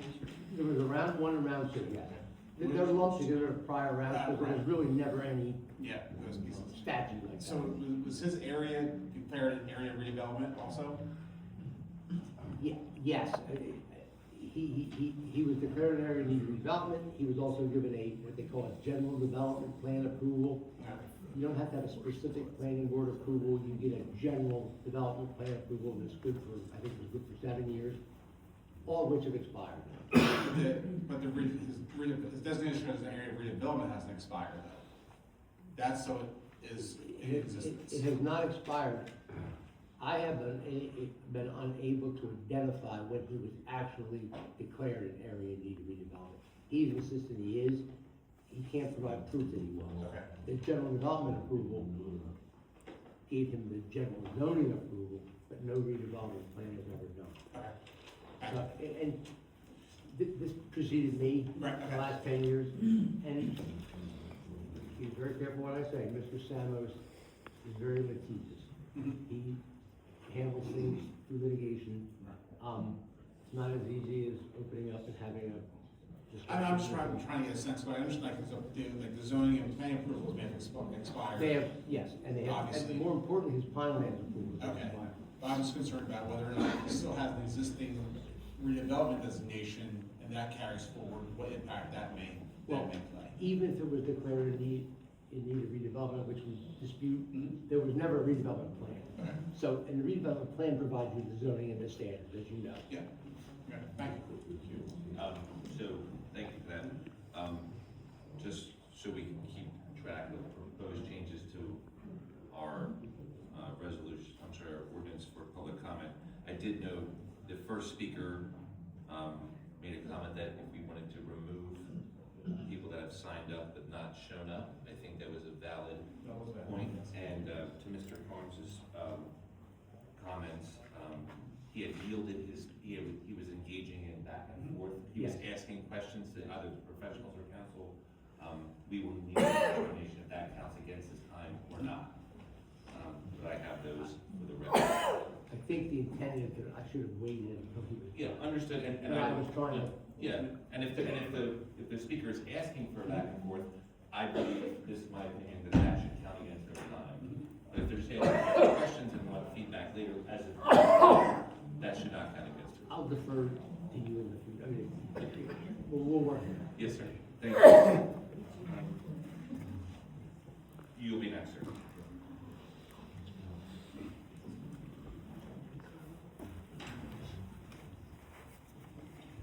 My name is Maroon, 5 Swift Court. I'm going to continue on previous gentleman's question on that, Samos. I know that project very well, because I live right next to it. It was a mixed-use project, both commercial and residential. And commercial had strip mall and box stores, and residential had townhomes, condos, and lakefront properties, and then age-restricted homes. And then the affordable housing, and Prime said they're already built. I know that it's 54 units. 60? No, the project is on hold. So there's supposed to be tax coming in because of the commercial base he was supposed to build. Since this is built, we're not getting any tax. So, the builder remedy, is that one-way street? Builder remedies are scary I know. because we don't have the ability to say we want log cabins or we don't want any of those No, things. I'm not saying that. Okay. Like, for example, this project, nothing was built except the affordable housing. So I don't know what taxes we're getting, but we're providing all the other services. Is actually one way that builders can come in and say, hey, we're gonna build this, and then you have to build, we have to get a permit us to build the other units, but if the project doesn't go through, What Samo's project was not a builder remedy suit. I know. It was done by the township council at the time, having an agreement with him. He had a whole plan, as you correctly pointed out, that he never developed. I know why it was not built. It was 2005, it was approved. Everybody knows real estate market collapsed. Yep. He was building the lakefront properties, and Lennar backed out because they don't want to buy that lot at that price. When they backed out, the whole project went down. Now, these affordable housing units are built, we're paying all the services, but we're not getting anything in turn, which the commercial base at that time is supposed to increase our tax, but it didn't come through. But is that like one way that builders can come in, well, we're gonna build this? So what happened with this? For example, we have high density development. Now we have to build this affordable housing. If the real estate market is gonna collapse. This is not gonna be going up high. If they can't sell it, they will stop. Now we're stuck with these units. It's a risk. No. Is that one-way street for them? Mr. Kramer, if we may, we don't want to occupy your time, but we understand your current question.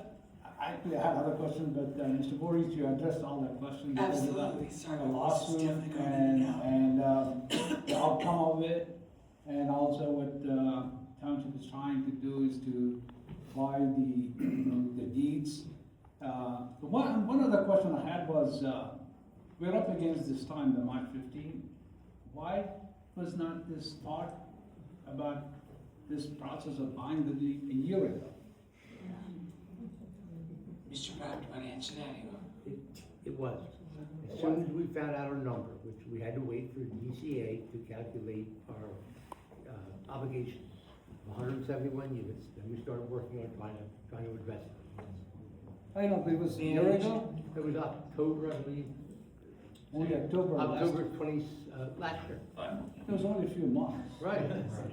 But why was it not October of 2024? Well, because we didn't know the number. We didn't know what. That's part of what the Montville laws, may I use your time, sir? Yeah. That's part of what Montville is saying, is that people weren't even told what their numbers were until so late. And then they were told their numbers, and then get the response. So the good news is, even if March 15th comes and goes, we can still work to get any of the deeds extended that we want. And then we'll go back to the builders and say, sorry, you're gonna need to cut your numbers. Sorry, you're gonna need to cut your numbers. We are definitely not gonna stop deeds just because it's March 15th. Okay, Guaranteed. thank you.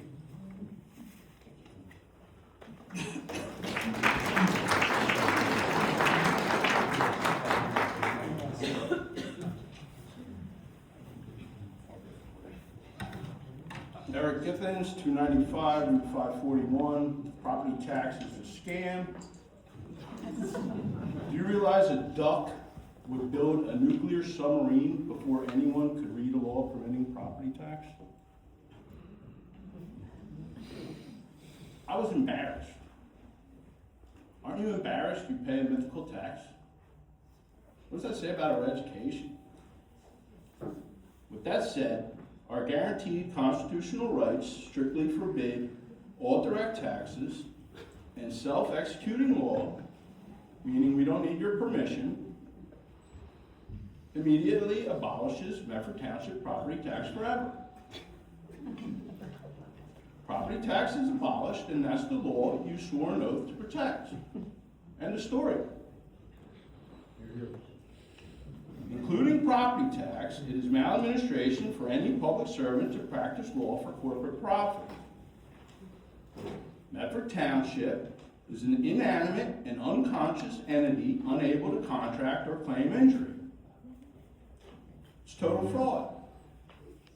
If you disagree with your oath, prove it before next meeting's public comments. To be clear, before next meeting's public comments, first, read where public servants were granted authority to practice law for corporate profit. And second, read the law permitting an annual slave tax on property. Once you fail, which you will, town council admits refunds are owed as remedy, right? Medford Township can't keep ill-gotten gains. Don't you want your money back? I hope you don't think the people of Medford are stupid.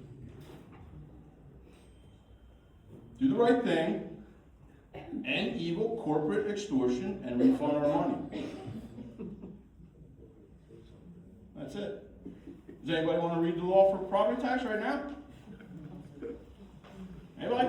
You just swore an oath. You should know, right? How about you? Law degree. You want to read it?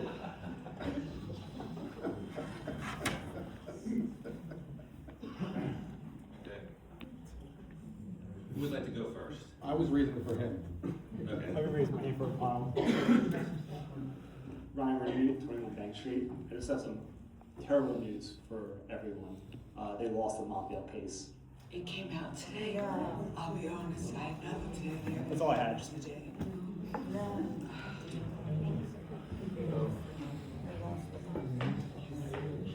Mr. Wilson. It was at 7 o'clock, so you wouldn't have known. Okay. Did they give a reason why?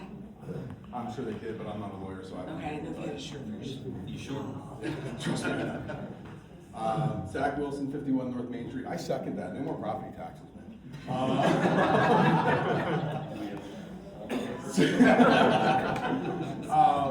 First of all, welcome to the new members of the council. I missed last session, so I just wanted to welcome all of you. Thank you. I also wanted to praise you because this is the most interaction between council members that I've seen in the 5 years of coming to council meetings.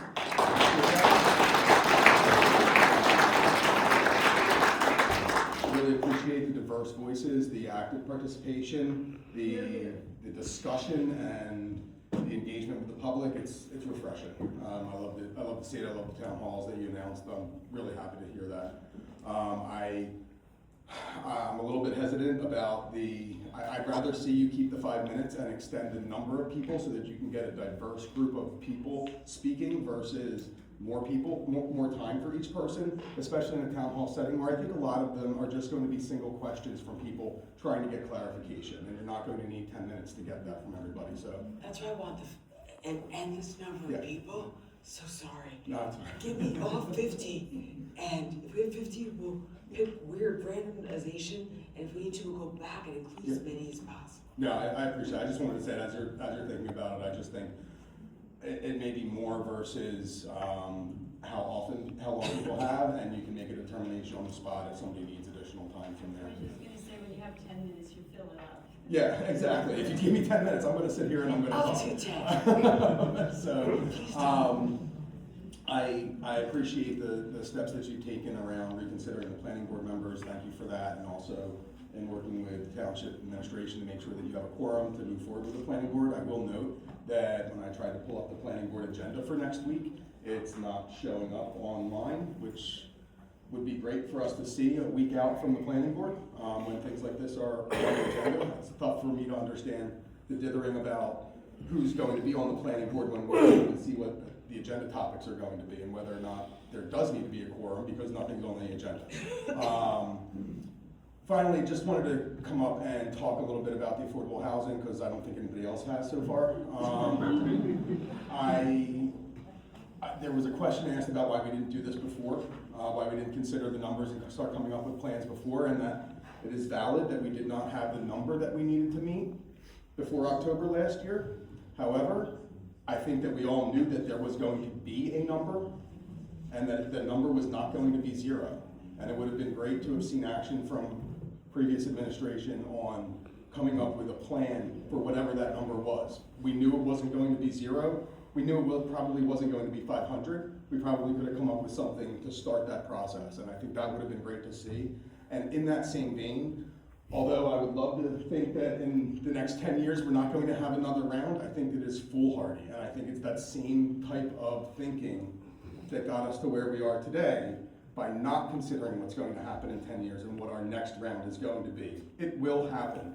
New Jersey's population increases every year, every decade, every whatever. It continues to increase. We were the most populous, densely populated state when I was a kid growing up. We're very much near the top still. It's only going to increase. The need for housing is only going to increase. And we have to consider ways to create affordable housing within our township that doesn't lead to this high density development. Burying our heads in the sand is not the answer.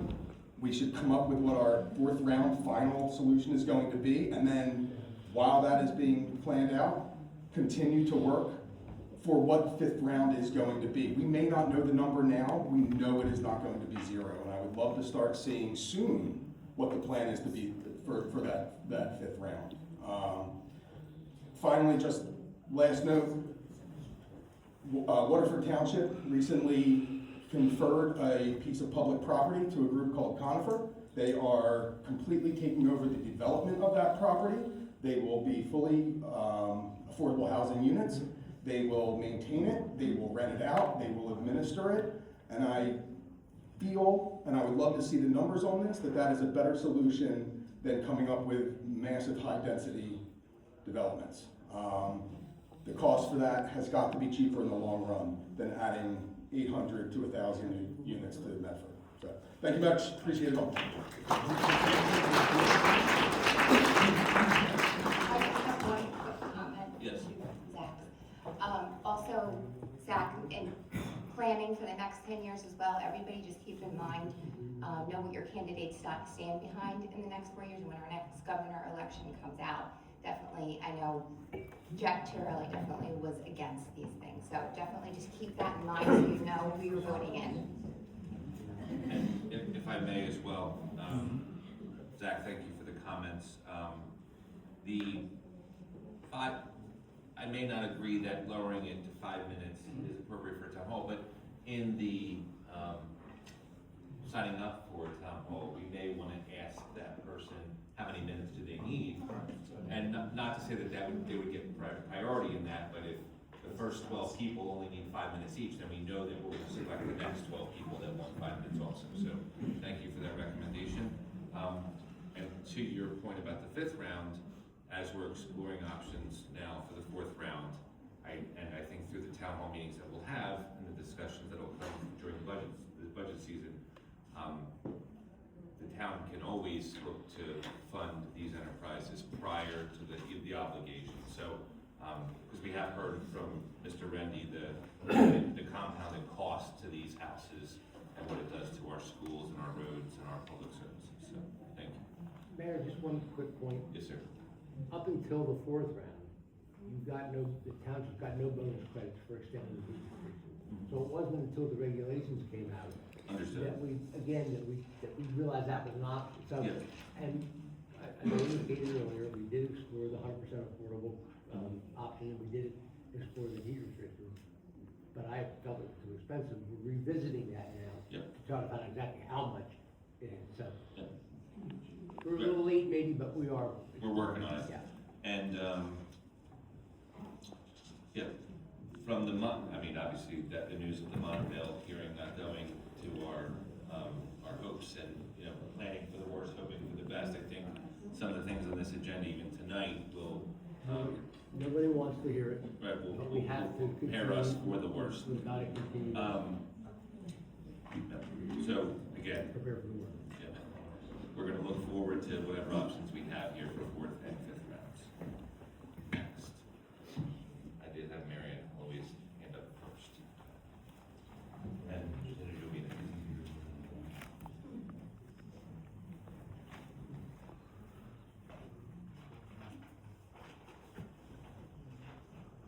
Oh, you totally rock. Thank you.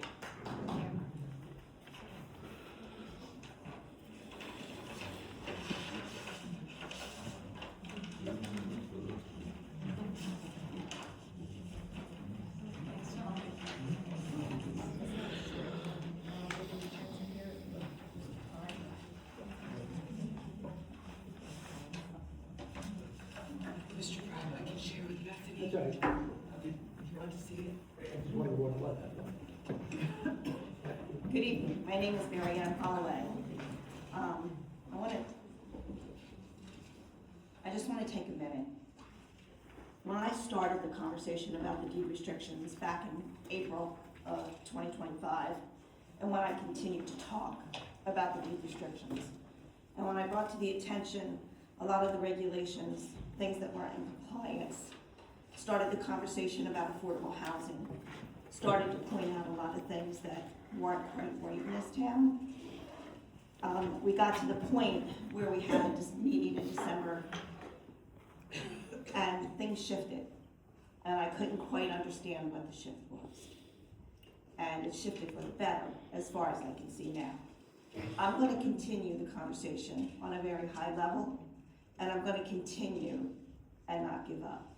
What I just handed you was what I just delivered to Fair Share, which is a formal objection to the sites that you've picked due to their unsuitability. Now, it seems like it's always hide the cheese in Medford. On the affordable, hide the cheese. It's like I have to go find everything, so nobody can find it, nobody sees it, and it's getting really tiring. You posted on your affordable housing tab what looks like to be a predetermined notice of public hearing concerning the redevelopment, in need of redevelopment designation for the farms. That meeting's not till the 28th of January, yet this was posted a couple of weeks ago, along with exhibits that were prepared. And it seems like somebody, and I don't know who, directed the township planner to prepare preliminary reports for the needed to be redevelopment without condemnation. Sorry, I can't say. And which contains maps showing boundaries and potential redevelopment areas and the location of properties included therein, and provides the statement setting forth the basis for the investigation. So weeks ago, you started to move forward with in need of redevelopment. When that doesn't have to happen, there's another very important now that the judge, and by the way, I just read the judge's decision for the federal judge says the lawsuit had no business being in federal court and he had no jurisdiction over it. He didn't really give an opinion, but it kind of let the air out of my balloon because I was really hoping, like everybody else, that this conversation was going to be totally different and I wasn't going to have to do this. So, in the mediation agreement that I believe Mr. Prime signed with Fair Share, there's a February 1st deadline. And that February 1st deadline has something to do with an agreement with the builder, a signed agreement. The wording is very concerning.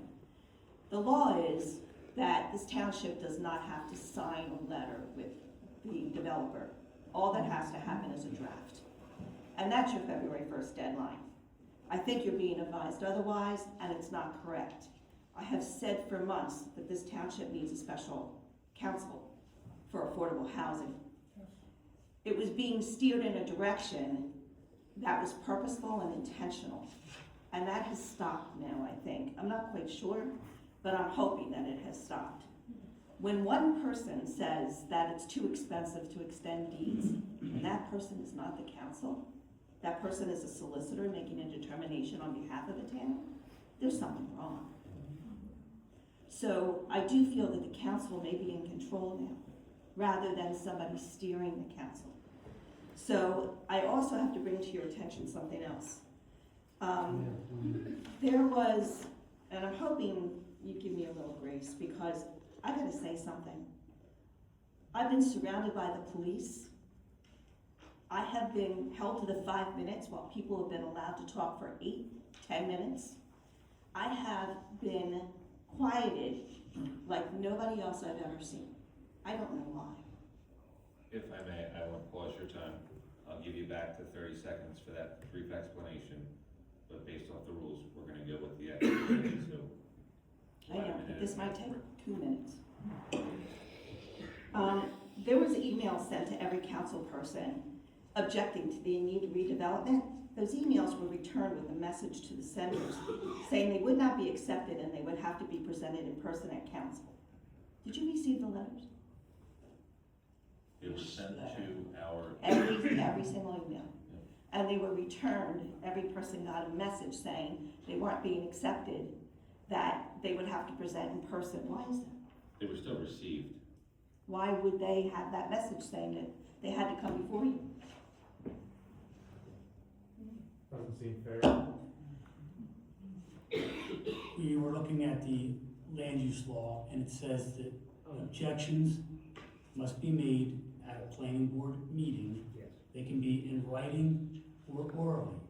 Doesn't say anything about submitting objections that would be considered outside the context of a planning board meeting. So a person, Marion, you'll have, yes. Marion, you'll have your time. I'm not, Okay. You will I'm pause your sorry. time. were the emails about the planning board? The emails were objecting to the designation in need of redevelopment with reasons cited, Okay. so each councilman would understand. Okay, but that's a planning board matter, and the land use law takes precedence on that. And what happens in planning board hearings is, you can't submit a petition, you can't submit an email, you have to come in person, because you're subject to cross-examination. And you can't cross-examine an email, so that's the reason for that's the reason for that. And may a They were resident received. communicate with their council people and their representatives that they voted for with their feelings? Absolutely, but you can't comment on the planning board hearing. They weren't. They were objecting to Well, need of all redevelopment. objections to the planning board. That's what the planning board is doing. We're splitting hairs. All I'm saying is, there's a lot of chatter that people are being ignored again. So I'm sure that you got them, so I'm gonna move on. The February 1st letter, I have sat here at meetings where it said that you have to sign a letter with a developer. You don't. It will sink the town. Also, I wanna absolutely say that you do not have to designate these properties in need of redevelopment. There is an inclusionary zoning that allows the same protections, allows the same immunity. You have been given advice opposite of that. So I'm asking respectfully that you understand that this does not have to, the town doesn't have to be sold out. And there is time to adjust. So, I am gonna make sure that I follow up with Fair Share. There's a little, with the suitability on the sites. The reason why I handed a packet to every person was not a planning board. It's so you can know the environmental impacts of what is sitting on those properties and what exactly it is on an engineering level with public information on public websites that are buried, I don't even know how they got designated. That's the matter. So, I'm You done. do the extra I time. thank you, but I strongly object that we need redevelopment. Mayor, can I just Thank you. ask one question? What are you talking about with the February 1 deadline? I have not In the advised- mediation agreement that you Yes. signed Yes, with the court of fair share, yes. there is a February 1st deadline in there for a developer agreement. That's not what I handed, I shared it, it's there. Go ahead, Mayor. I'll look for it. I'm not sure. I'll look for it. So, thank you for your time, and thank you for coming here to speak. Okay. Just so the public is aware, and you specifically, every email was received. I did nature of the objection, Mr. Hornicle, I believe, made the proper, advised his staff to make the proper reply, that these do need to be made to the planning board in a public hearing. These are land use laws that, while we can hear the objection, as residents, as council, we appreciate the objections and we receive them. Procedurally, to have them codified into the record, they need to be made in front of the planning board. And Mary, I'm not gonna debate yeah. it. I'm not gonna debate it. I think people are trying to communicate with you. And they've been heard, yeah. But just from a procedural standpoint, the reply email was not to discourage them. It was to state that those objections are really to be made to the planning board in the public comment, in the public meeting, as Mr. Prime alluded to, so there could be cross-examination by the planning board. There's and I'm gonna step down. Okay, go The right ahead. audit for the units, and I think I spoke to you today on Facebook, and I was trying to be respectful. It's more important than ever. Go on Facebook. I did nothing today. All right. I went to work. And It's more important than ever that those numbers are audited, because of what the judge just did.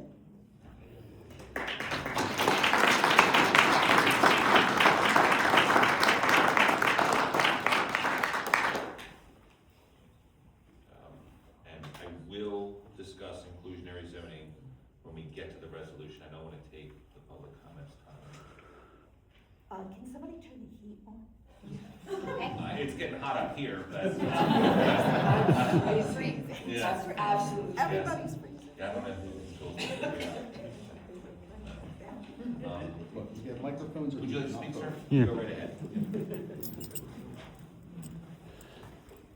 Good evening, my name is Louis Harper. I'm a highly citizen, county of Burlington, state of New Jersey.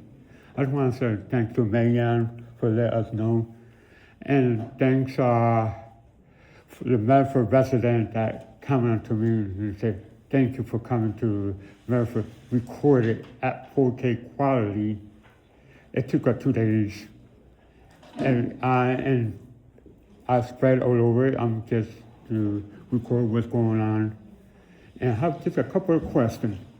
Question is Resolution 25 and 28. Can you explain to me? Tonight's resolutions 25 and 28, sir. Yeah. And you're asking for, excuse me, Explanation. an explanation? Mr. Hornicle will be able to provide those explanations at the time of consent agenda resolutions. Okay. I had two more questions. How will I figure out there's a new resident that came to Medford? He's a World War II descendant. How can I figure out to greet him? You're asking how would you interact with a resident that has? It's a World War II descendant that moved to Medford. How can I figure out? We won't be able to divulge personal information about residents, but if you'd like to help the veterans, I know the VFW on Church Road is a phenomenal facility, and they do a lot of great work for our veterans. No, you would be the second person I met. I met one already, a World War II descendant. Yeah, I said in Mount Holly. I'm so sorry. I'm sorry. I didn't mean to take your time, sir. No, I said I met two descendants of World War II in my lifetime. And Medford would be the second one. I meet him and congratulations for his work. Second is, what's the capacity of the sewer system of Medford? Sure. The plant's current rated capacity is 1.75 million gallons per day. I mean, percentage 1.75 wise. million gallons a day. Huh? 1.75 million gallons a day. If this order house is being built, could that handle it or will go 100%? There is currently capacity available. It's difficult to give it an exact percentage because the state looks at capacity assurance on a 12-month rolling average. But I believe the current average puts us around 1.1 million gallons per day. And my last question is, do you take in precaution for this incoming weather for the old disabled resident of Medford? you're gonna have some kind of contingency to check on our residents. You know, it's a bad weather coming up this weekend. Let's make sure, you know, people be checked on, like the senior citizen of Medford to be checked on. It's usually something that the county office on aging does. We don't have the registry, the county office on aging may. The county will handle that, sir. Good. And I'm recording a live stream in a 4K. It should be uploaded by tonight. And thank everyone, and thank Marianne again. Thank you. Thank you.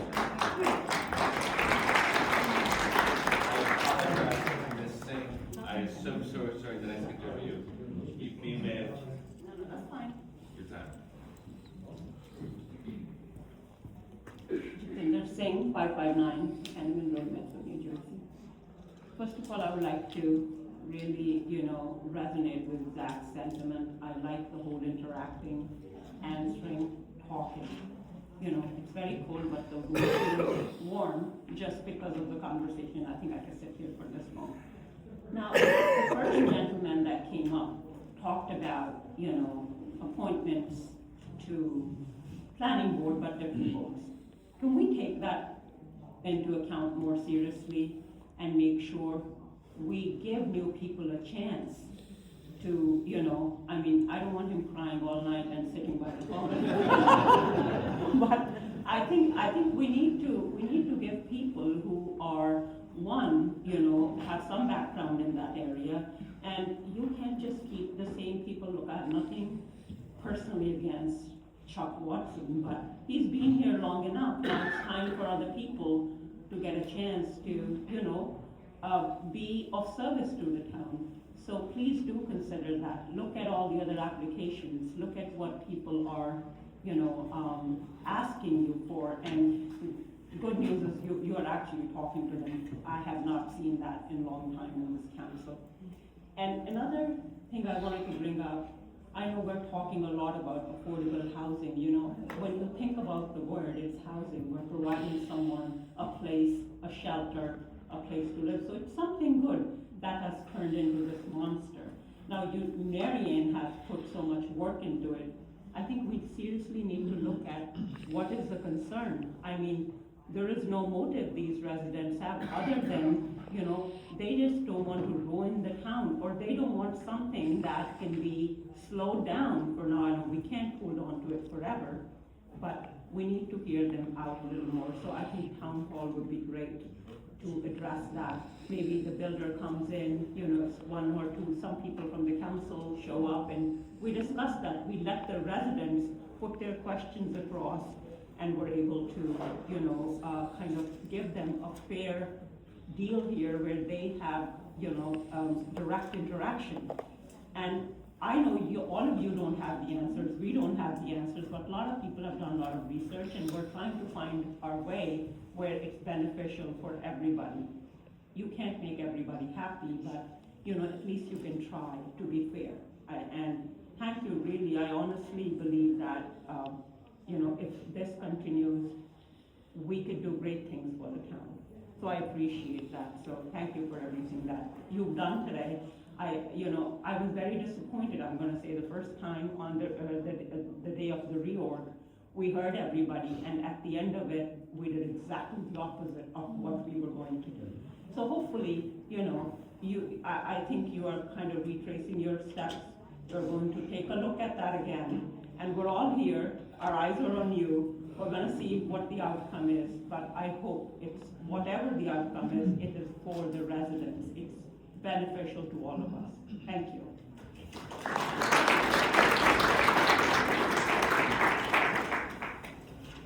Kimmy, I did see this young lady's hand go first, so I'm gonna get to her first, but again, Ms. Singh, I apologize for skipping over you. I'm so sorry.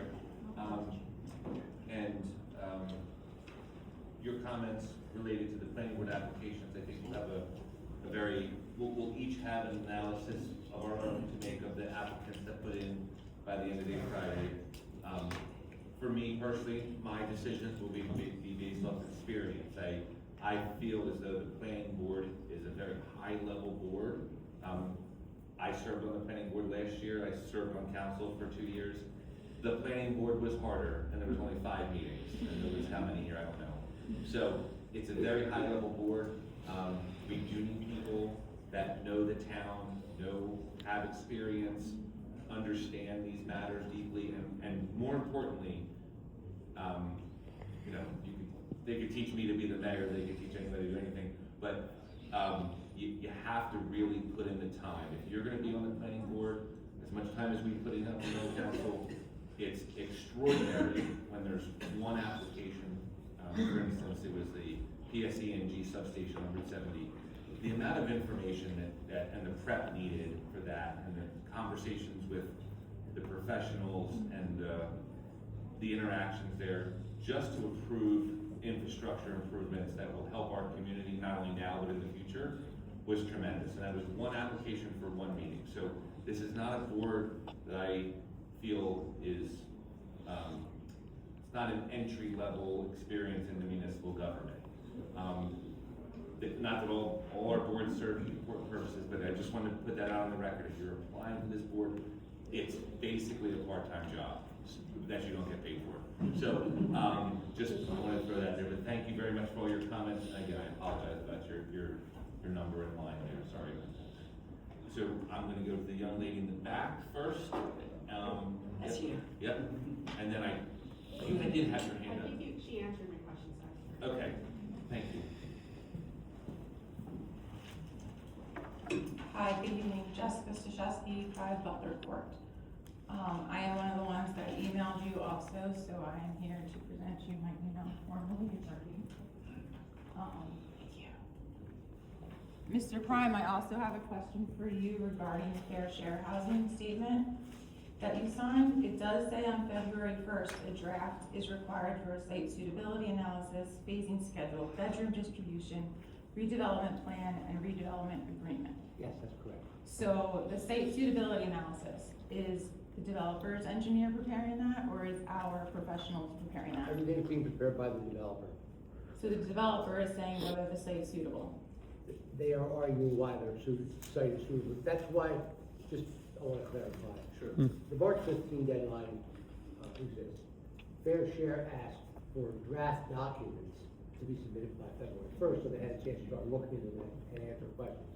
We're not going to meet the February 1 deadline, and I'm going to give an extension because we haven't done the redevelopment designation or the redevelopment plan yet. That's what they want to see, either that or the zoning ordinance. So that's the reason for that February 1 deadline. I didn't know what Marion was talking about, but it's draft documents that will ultimately be what the developer submits on, what we have to submit on behalf of the developer by March 15th.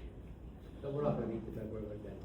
Okay, regarding site suitability, I'm sure all of us as professionals would agree that flood hazard area is an environmental constraint, correct? I'm sure the engineers are in this room for you. It's an environmental constraint? I'm not gonna respond to site-specific questions. Okay, well, I will just state, Make your so, statement. Yep. wetlands, environmental flood hazard areas, riparian zones, all of those are environmental constraints that are going to limit your developable space. In your draft redevelopment designation already, nowhere in your environmental constraints does the report say anything about flood hazard area. All of those properties do have regulated waterways, as they call them, on the property. They drain more than 50 acres. They will all have flood hazard areas. They will all have riparian buffers. Your development plan or your affordable housing plan, the overall constraint map, shows a development that does not account for any of these.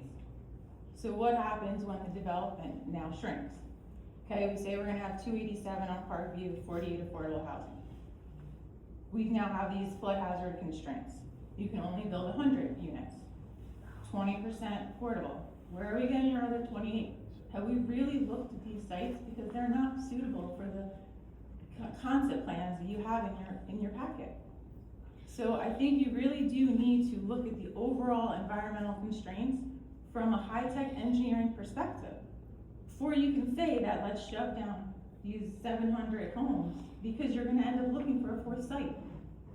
So before you designate an area in need of redevelopment and you go down that rabbit hole, I think you really need to look at what you're doing, because there are constraints. So that's all I have to say tonight. I gave you my objection, and I'm sure I'll see you on the 28th. Thank you.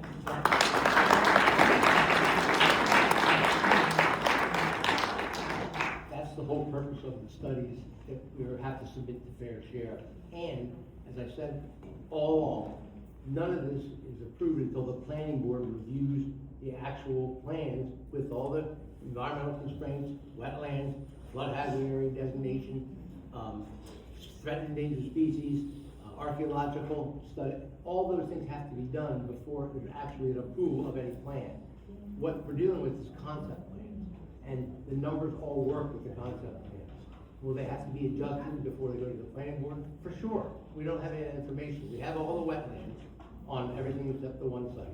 And they all have to be submitted to the planning board. These are concept plans that have to be done by March 15th. They don't have to be approved by March 15th. We have a full year to go through the process of actually reviewing the plans themselves and establishing all these constraints and layout questions. So, Mr. Prime, and I'm so sorry, ma'am. Jessica. It's Jessica. Yeah. The points that she brought up, where if there are environmental constraints on the site Sure. that limit where the properties, where the parcels can be built, Yes. that will be taken into account, and numbers and site plans will be adjusted. We're dealing today, just so I understand it, with a concept overlay of a parcel. That's exactly right.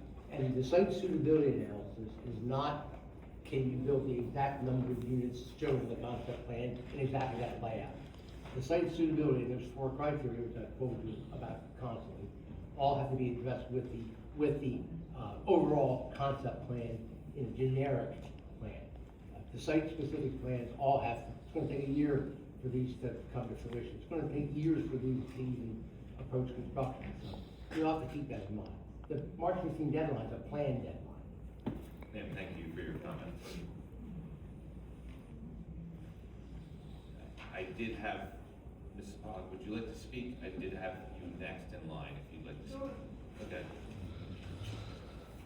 And then, sir.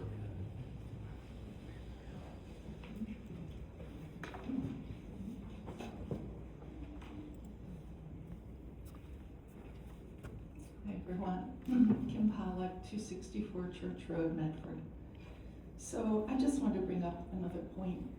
At our last meeting, council made a comment about the corporations regarding the deed restricted units that are owned by corporations. I just wanted to make a few points.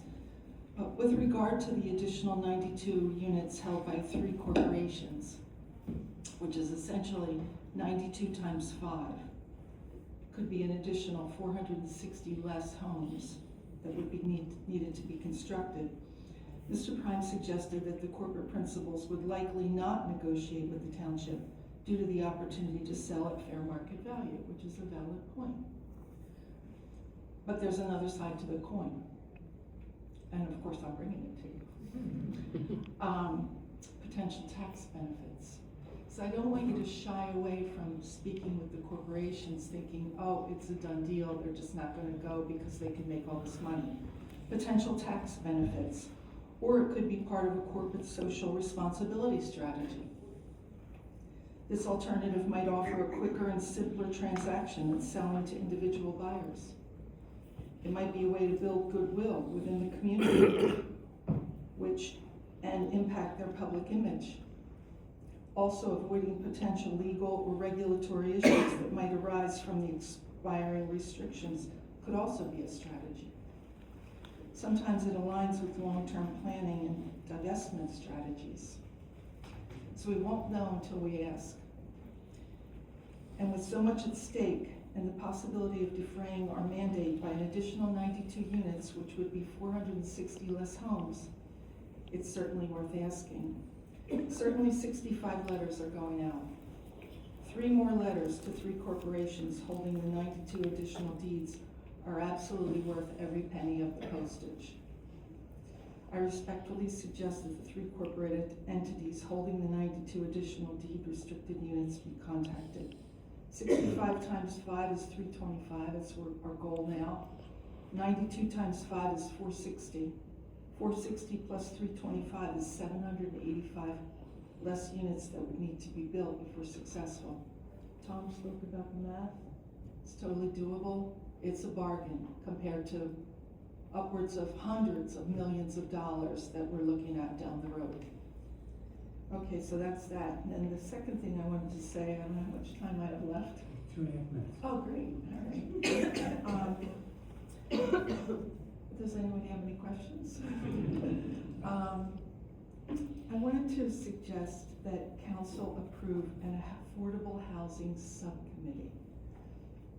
I just think it's a lot of work for just a few people, part-time. No offense, I'm not being disrespectful, but this is a lot of work, and a subcommittee could bring a lot of information, which we all have been doing, you know, as residents and committee, that is really useful to you to make decisions to guide this thing. You know, we don't want to do the wrong thing and, you know, have builder's remedy, but we want to defray as much of these impacts as we possibly can. So I think a subcommittee would be really beneficial. I just wanted to suggest that and then find out how do I go about suggesting that? Do I have to do it formally in writing, or is this enough? Or, I mean, what's the next step with something like that? I don't want to take your time if you have more to say. No. Okay, Good. so, as we did for the village subcommittee and Taunton Road subcommittee, there would have to be a charter drafted. There's a template for that in which we discuss the number of members, the projected meetings, the time frame in which that subcommittee should convene, and then, what conclusions from a recommendation standpoint we would look to have from that subcommittee. There's a multitude of variations of members of that subcommittee. It could be residents, it could be council people, professionals. I don't have it in front of me, but I believe the Taunton subcommittee, I'll go to the village subcommittee because it was more diverse. It had 3 business owners in the village, 3 residents in the village. It had 2 council people, Councilwoman Milk and myself. And it had professional designees that would include the police and other professionals at times would interact with the subcommittee. Coming out of that, there needs to be kind of like a, what's our goal here? And that's something that we can work through a charter. That's something that we as council can discuss offline about the viability of that, and we appreciate the recommendation of that. Can I steal 30 seconds of your time too, Kim? Oh, sure. I wanted to publicly assure you that the 65 private deeds, the 90 corporate held deeds, we're gonna reach out to them. Awesome. I don't care if we get one. One is I know. 5 less houses. I know. So you have my word, we're going to reach out to them. Awesome, thank you.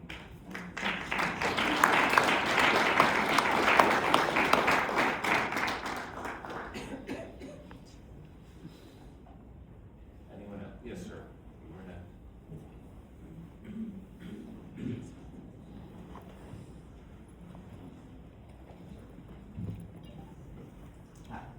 Matt Herron, 8 Wellington Court.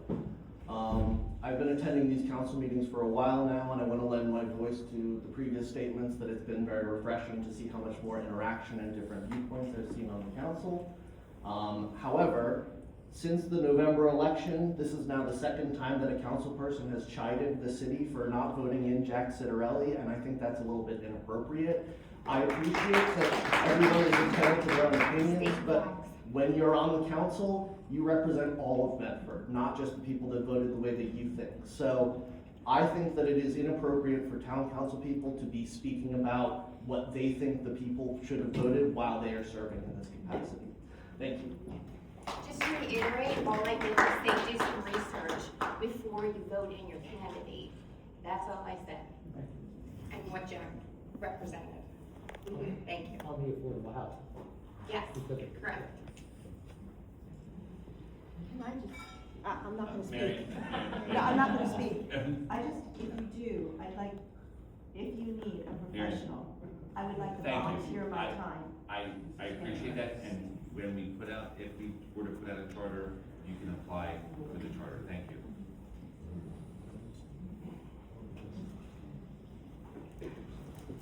Oh.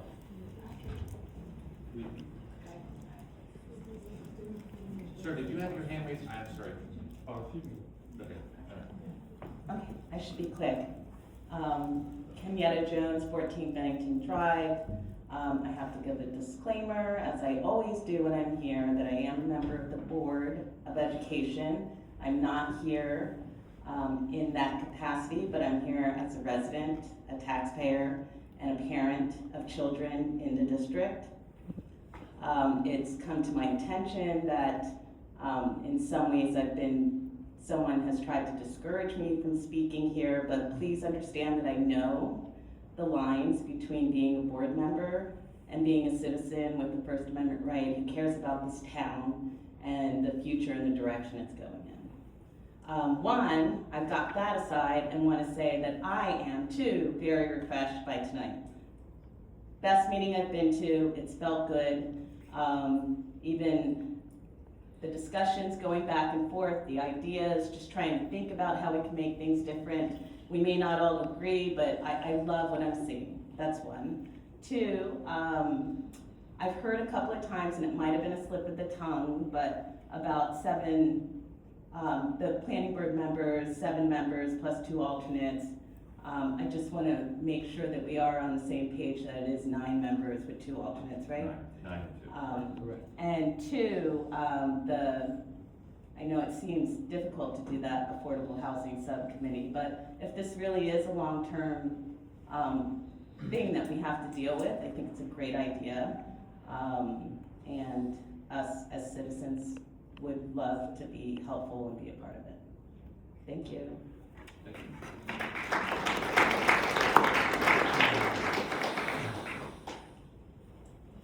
Sure.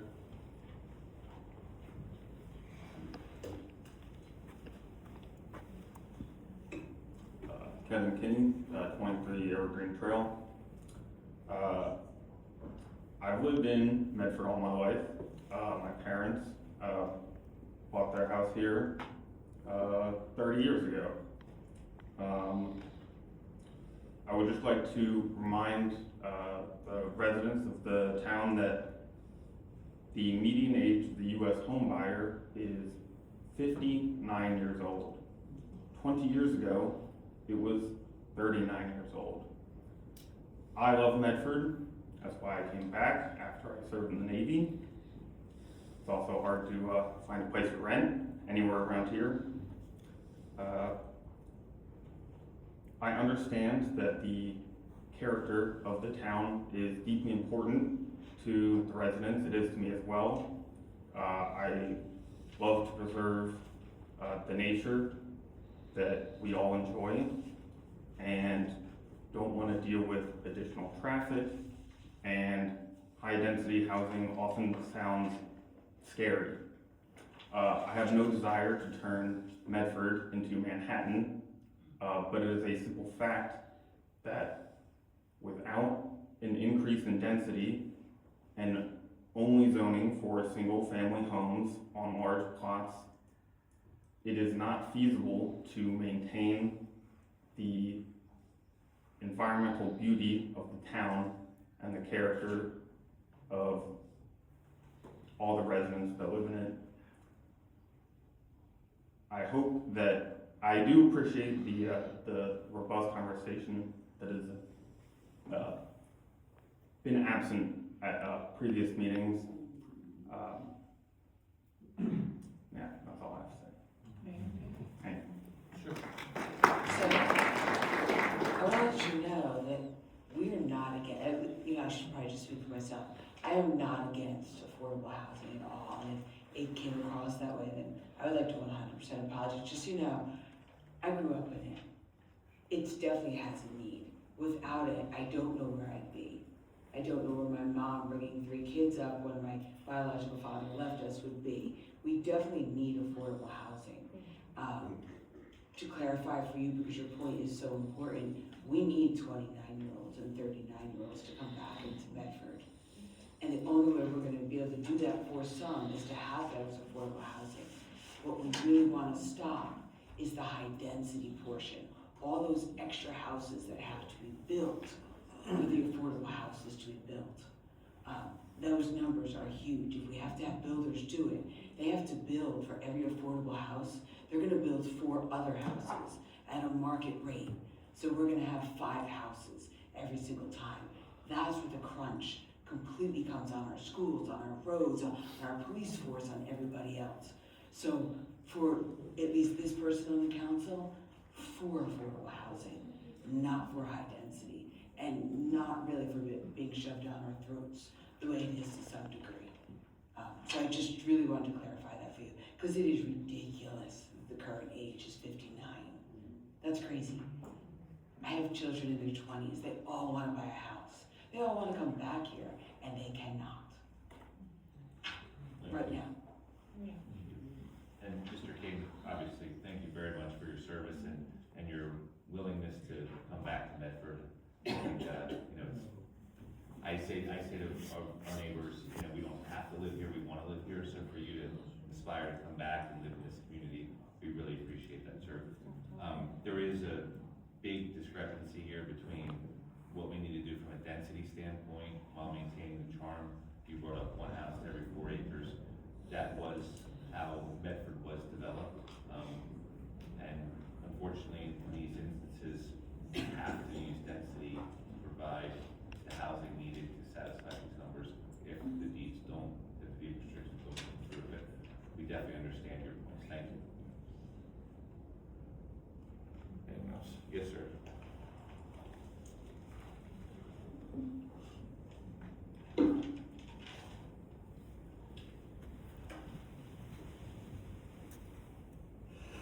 Kevin Sparkman, 128 Bracken Road.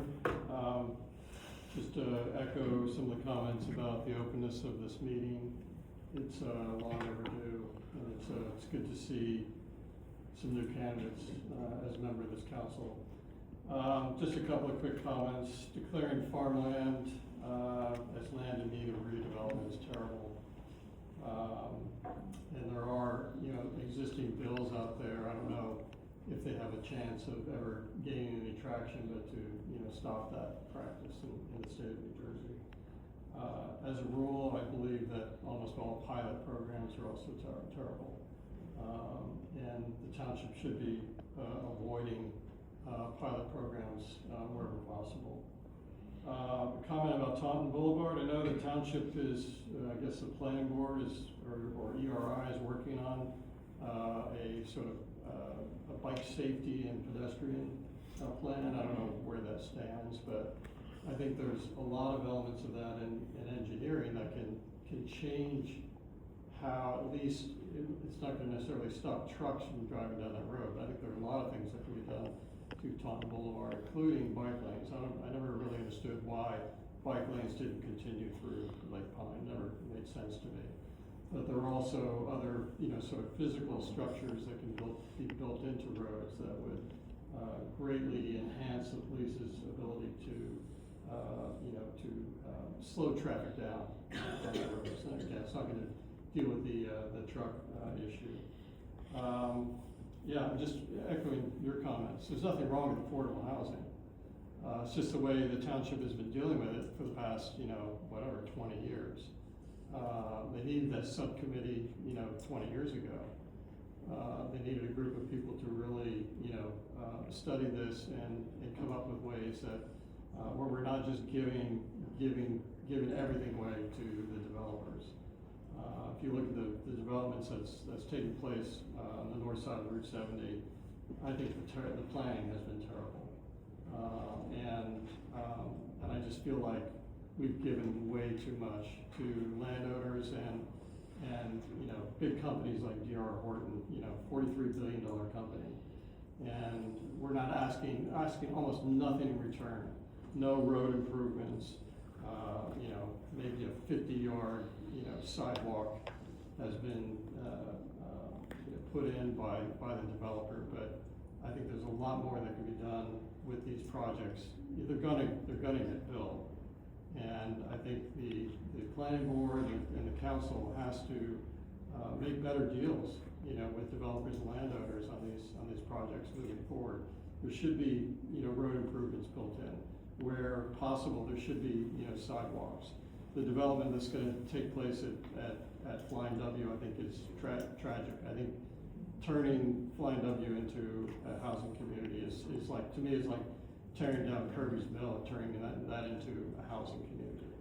I don't know where that's gonna go, but, you know, the last time I looked at this, there was no discussion about how that development was going to improve, you know, the roadways there, install sidewalks, connect, you know, if they build, assuming the community's gonna be built, how it's gonna connect that community with Kirby's Mill, make it safe for pedestrians who are going up and down that road. So I would just encourage, you know, this council to look at, you know, those types of things moving forward, and asking and demanding a lot more from landowners and developers who are benefiting, you know, in the you know, hundreds of millions of dollars of development taking place.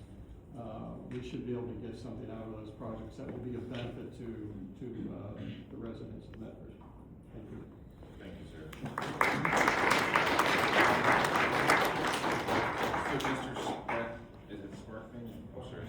Yep, brought some very good points. So pilots definitely have a negative connotation when it comes to redevelopment.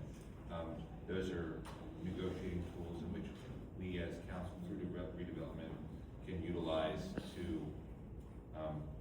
potentially offset some of the things that Mr. Sparkman brought up. The Bike and Safe Ways to School program that you alluded to earlier is really more focused towards Stokes Mill, the intersections that affect children going to school in the village. But we can explore different options there, but that money has been designated at this point for those projects. We need a township-wide plan for that. Yeah, much larger plan, but to your point, that Safe Ways to School initiative was designated for that one specific area. You had mentioned deals with developers, and these are things that through redevelopment are able to be done. Without redevelopment, we have no negotiation ability with the developer. We have no way to control the setbacks, any concessions that they would be willing to make to any extent. So we understand the challenges there, and I don't want to speak here, but I do believe there's a county-wide program to extend the old railroad tracks or utilize the old railroad track easements that would mimic something similar. If you're familiar with Atlantic County, there's a bike path that runs through the entire section of all of Atlantic County. It would mimic that to some extent. So Medford would be a part of that, and then obviously over time, I hope that it would evolve into different spurs through different towns. So I feel strongly about the need to transverse Medford and its communities through bikes or walking. So that's something that I heard the county moving forward with. I was very encouraged by. I Thanks. just have a quick question, and Yes, this sir. is really, developers compete with each other? There is. Oh, I'm sorry. Yeah. Do the developers compete with each other? Do developers compete with one You know, another? it seems like there's just one developer. We are based on the landowners choosing They the do. builder that they want to Yeah, develop the that's what I property. thought. D.R. Horton, as It's I what he understand did. it, negotiated with the landowners. We didn't pick D.R. Horton, the landowners picked them. They are a national builder, they have the ability to do it, but we didn't choose the builder. We have to deal with whoever the landowners say, we have an agreement of sale with to develop the property. I just want to follow up, Mayor. Sure. Again, I don't mean to keep dwelling on this, but the road improvements, the traffic improvements, all these developments will generate additional traffic. That's one of the reasons the planning board requires traffic impact studies and other studies as part of approving the development. We don't do traffic impact studies because we don't have the context of it. We have to have a plan in front of us that gives trip generations, gives turning movements, gives levels of service at intersections. Those are the things that the planning board study as part of any approval of development. So just so we're clear, we are negotiating with developers, with these developers, we're negotiating constantly. The manager and I met with their bond counsel and our bond counsel to try to see if we could generate some funds for the town to help with the school issues. We're not gonna get rich, we're not gonna solve all the problems, but can there be some contribution by the developers? And they're willing to do that. We just have to work out the details. And again, that requires a redevelopment designation. You can't have a redevelopment area bond where the future taxpayers pay for the bonds, not the current taxpayers. Can't have that without a redevelopment area. So those are the things we are working on. Just because we don't necessarily broadcast it, we are working on it. And those final agreements, will come back to us at council for final approval? Yeah, oh, yes. Us and the planning board? Yes. The planning board does not approve, planning board does not approve the redevelopment plans. That's our issue. And again, you know, there's been. Your issue, I should. Lucky you. You know, there's been much time dedicated by all members of council Absolutely. on this, and my analogy, you know, my 2 cents on this is it's truly like if we now that Montville's failed, this is the field goal we need to cover the spread in the fourth quarter. We don't, if the deeds don't come through and we don't have this redevelopment in place, the builders will just go right to the zoning board, get automatic approval for their overlays, all the things that were brought up as objections. Those things, the state does not worry about those things as stringently as we would through redevelopment. So, I'm not in full favor of all this, but I understand based off the situation that we're currently in, redevelopment is the only win this town may have if the deeds fall. Mayor, if I may? Yes. Tim, please correct me if I'm wrong, but we're going with redevelopment that is going to have inclusionary zoning, correct? Absolutely, yes. We are going to go that. It's a precondition to it, yes.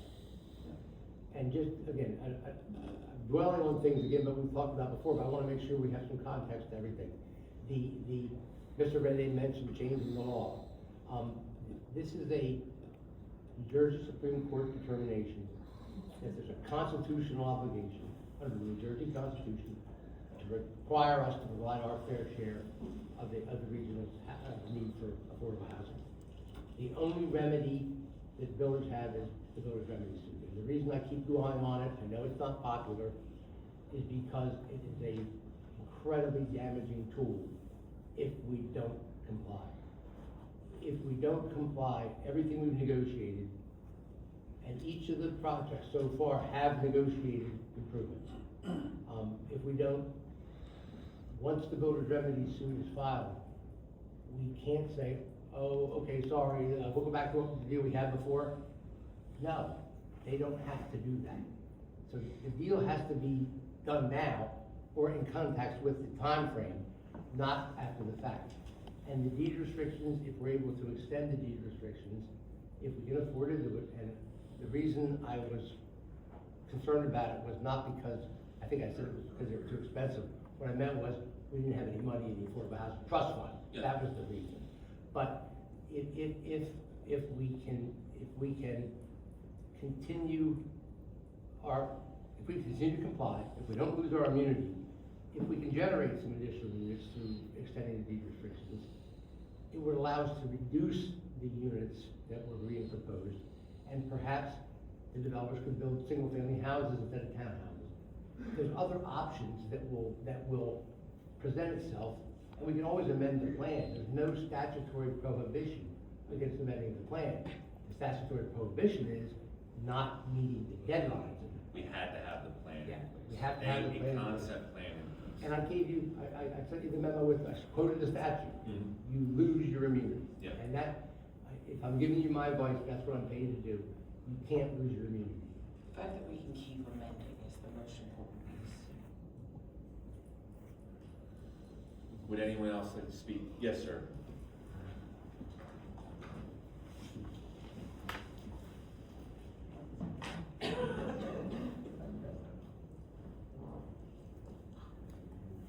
Hi, my name is Sunny Tran. I live on Jennings Road, and I love how this meeting is going. There's a collaboration between like people in it, and I just wanted to understand the problem because I didn't really understand it until tonight. So we need 171 units, right? And on average, it's about 800 homes that you develop. Either you do deed restriction, build, and all this other stuff. And that's by March 15th. You need this plan, and you want to have as least units as possible. So preferably all 171 affordable housing. so it doesn't hit the budgets of the schools and all the expenses that we have. Is that correct? Yeah, that's about right. And that's the goal, right? Yeah. And is, I guess, when builders build affordable housing as opposed to regular apartments, like they like to build multiple, do they make more money from affordable housing? Or regular housing rather than affordable, they don't like to build that? Because I think everyone should understand that. Are you comfortable with me taking your time to answer this? Sure, yeah, Okay. perfect. So, again, I came at this from the same place you're at, so the township can't build homes. We don't have the ability as a municipality to build homes. We're required to provide affordable units.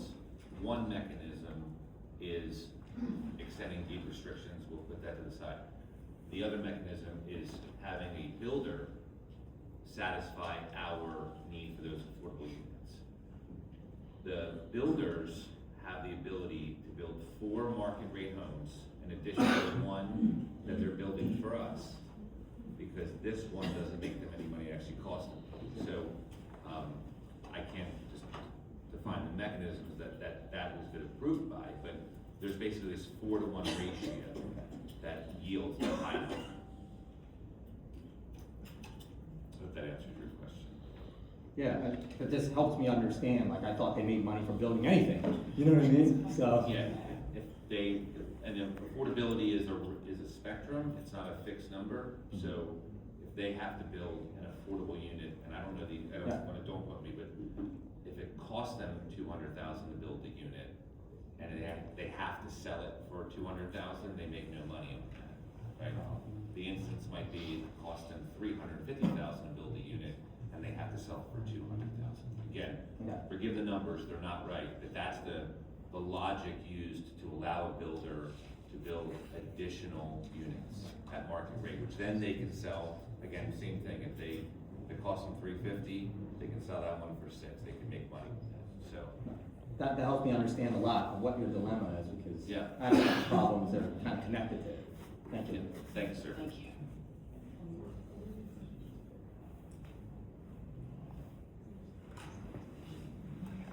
Anyone else? Yes, ma'am.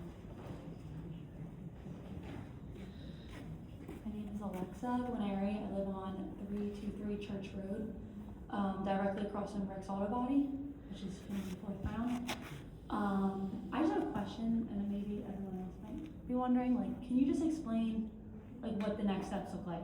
So, like, obviously, I'll be at the planning board. I want to get all my information because this is directly affecting me and whether I'm going to sell my home or not. But, like, what happens with people that live on that road? Like, the road can't handle, because it's all 3 miles in each other. I can't handle that many people, which we always talk about. But when are we going to find out, like, is the road going to be, like, are we going to look at that? You were talking about studies, but when are these studies being done? Have they been done? Just a little bit of, do you have a little bit of insight? For road improvements? Not even just the roads, just like, for example, I have a septic system. If you're putting sewer in these places, am I going to be required to, like, when are all those things going to be?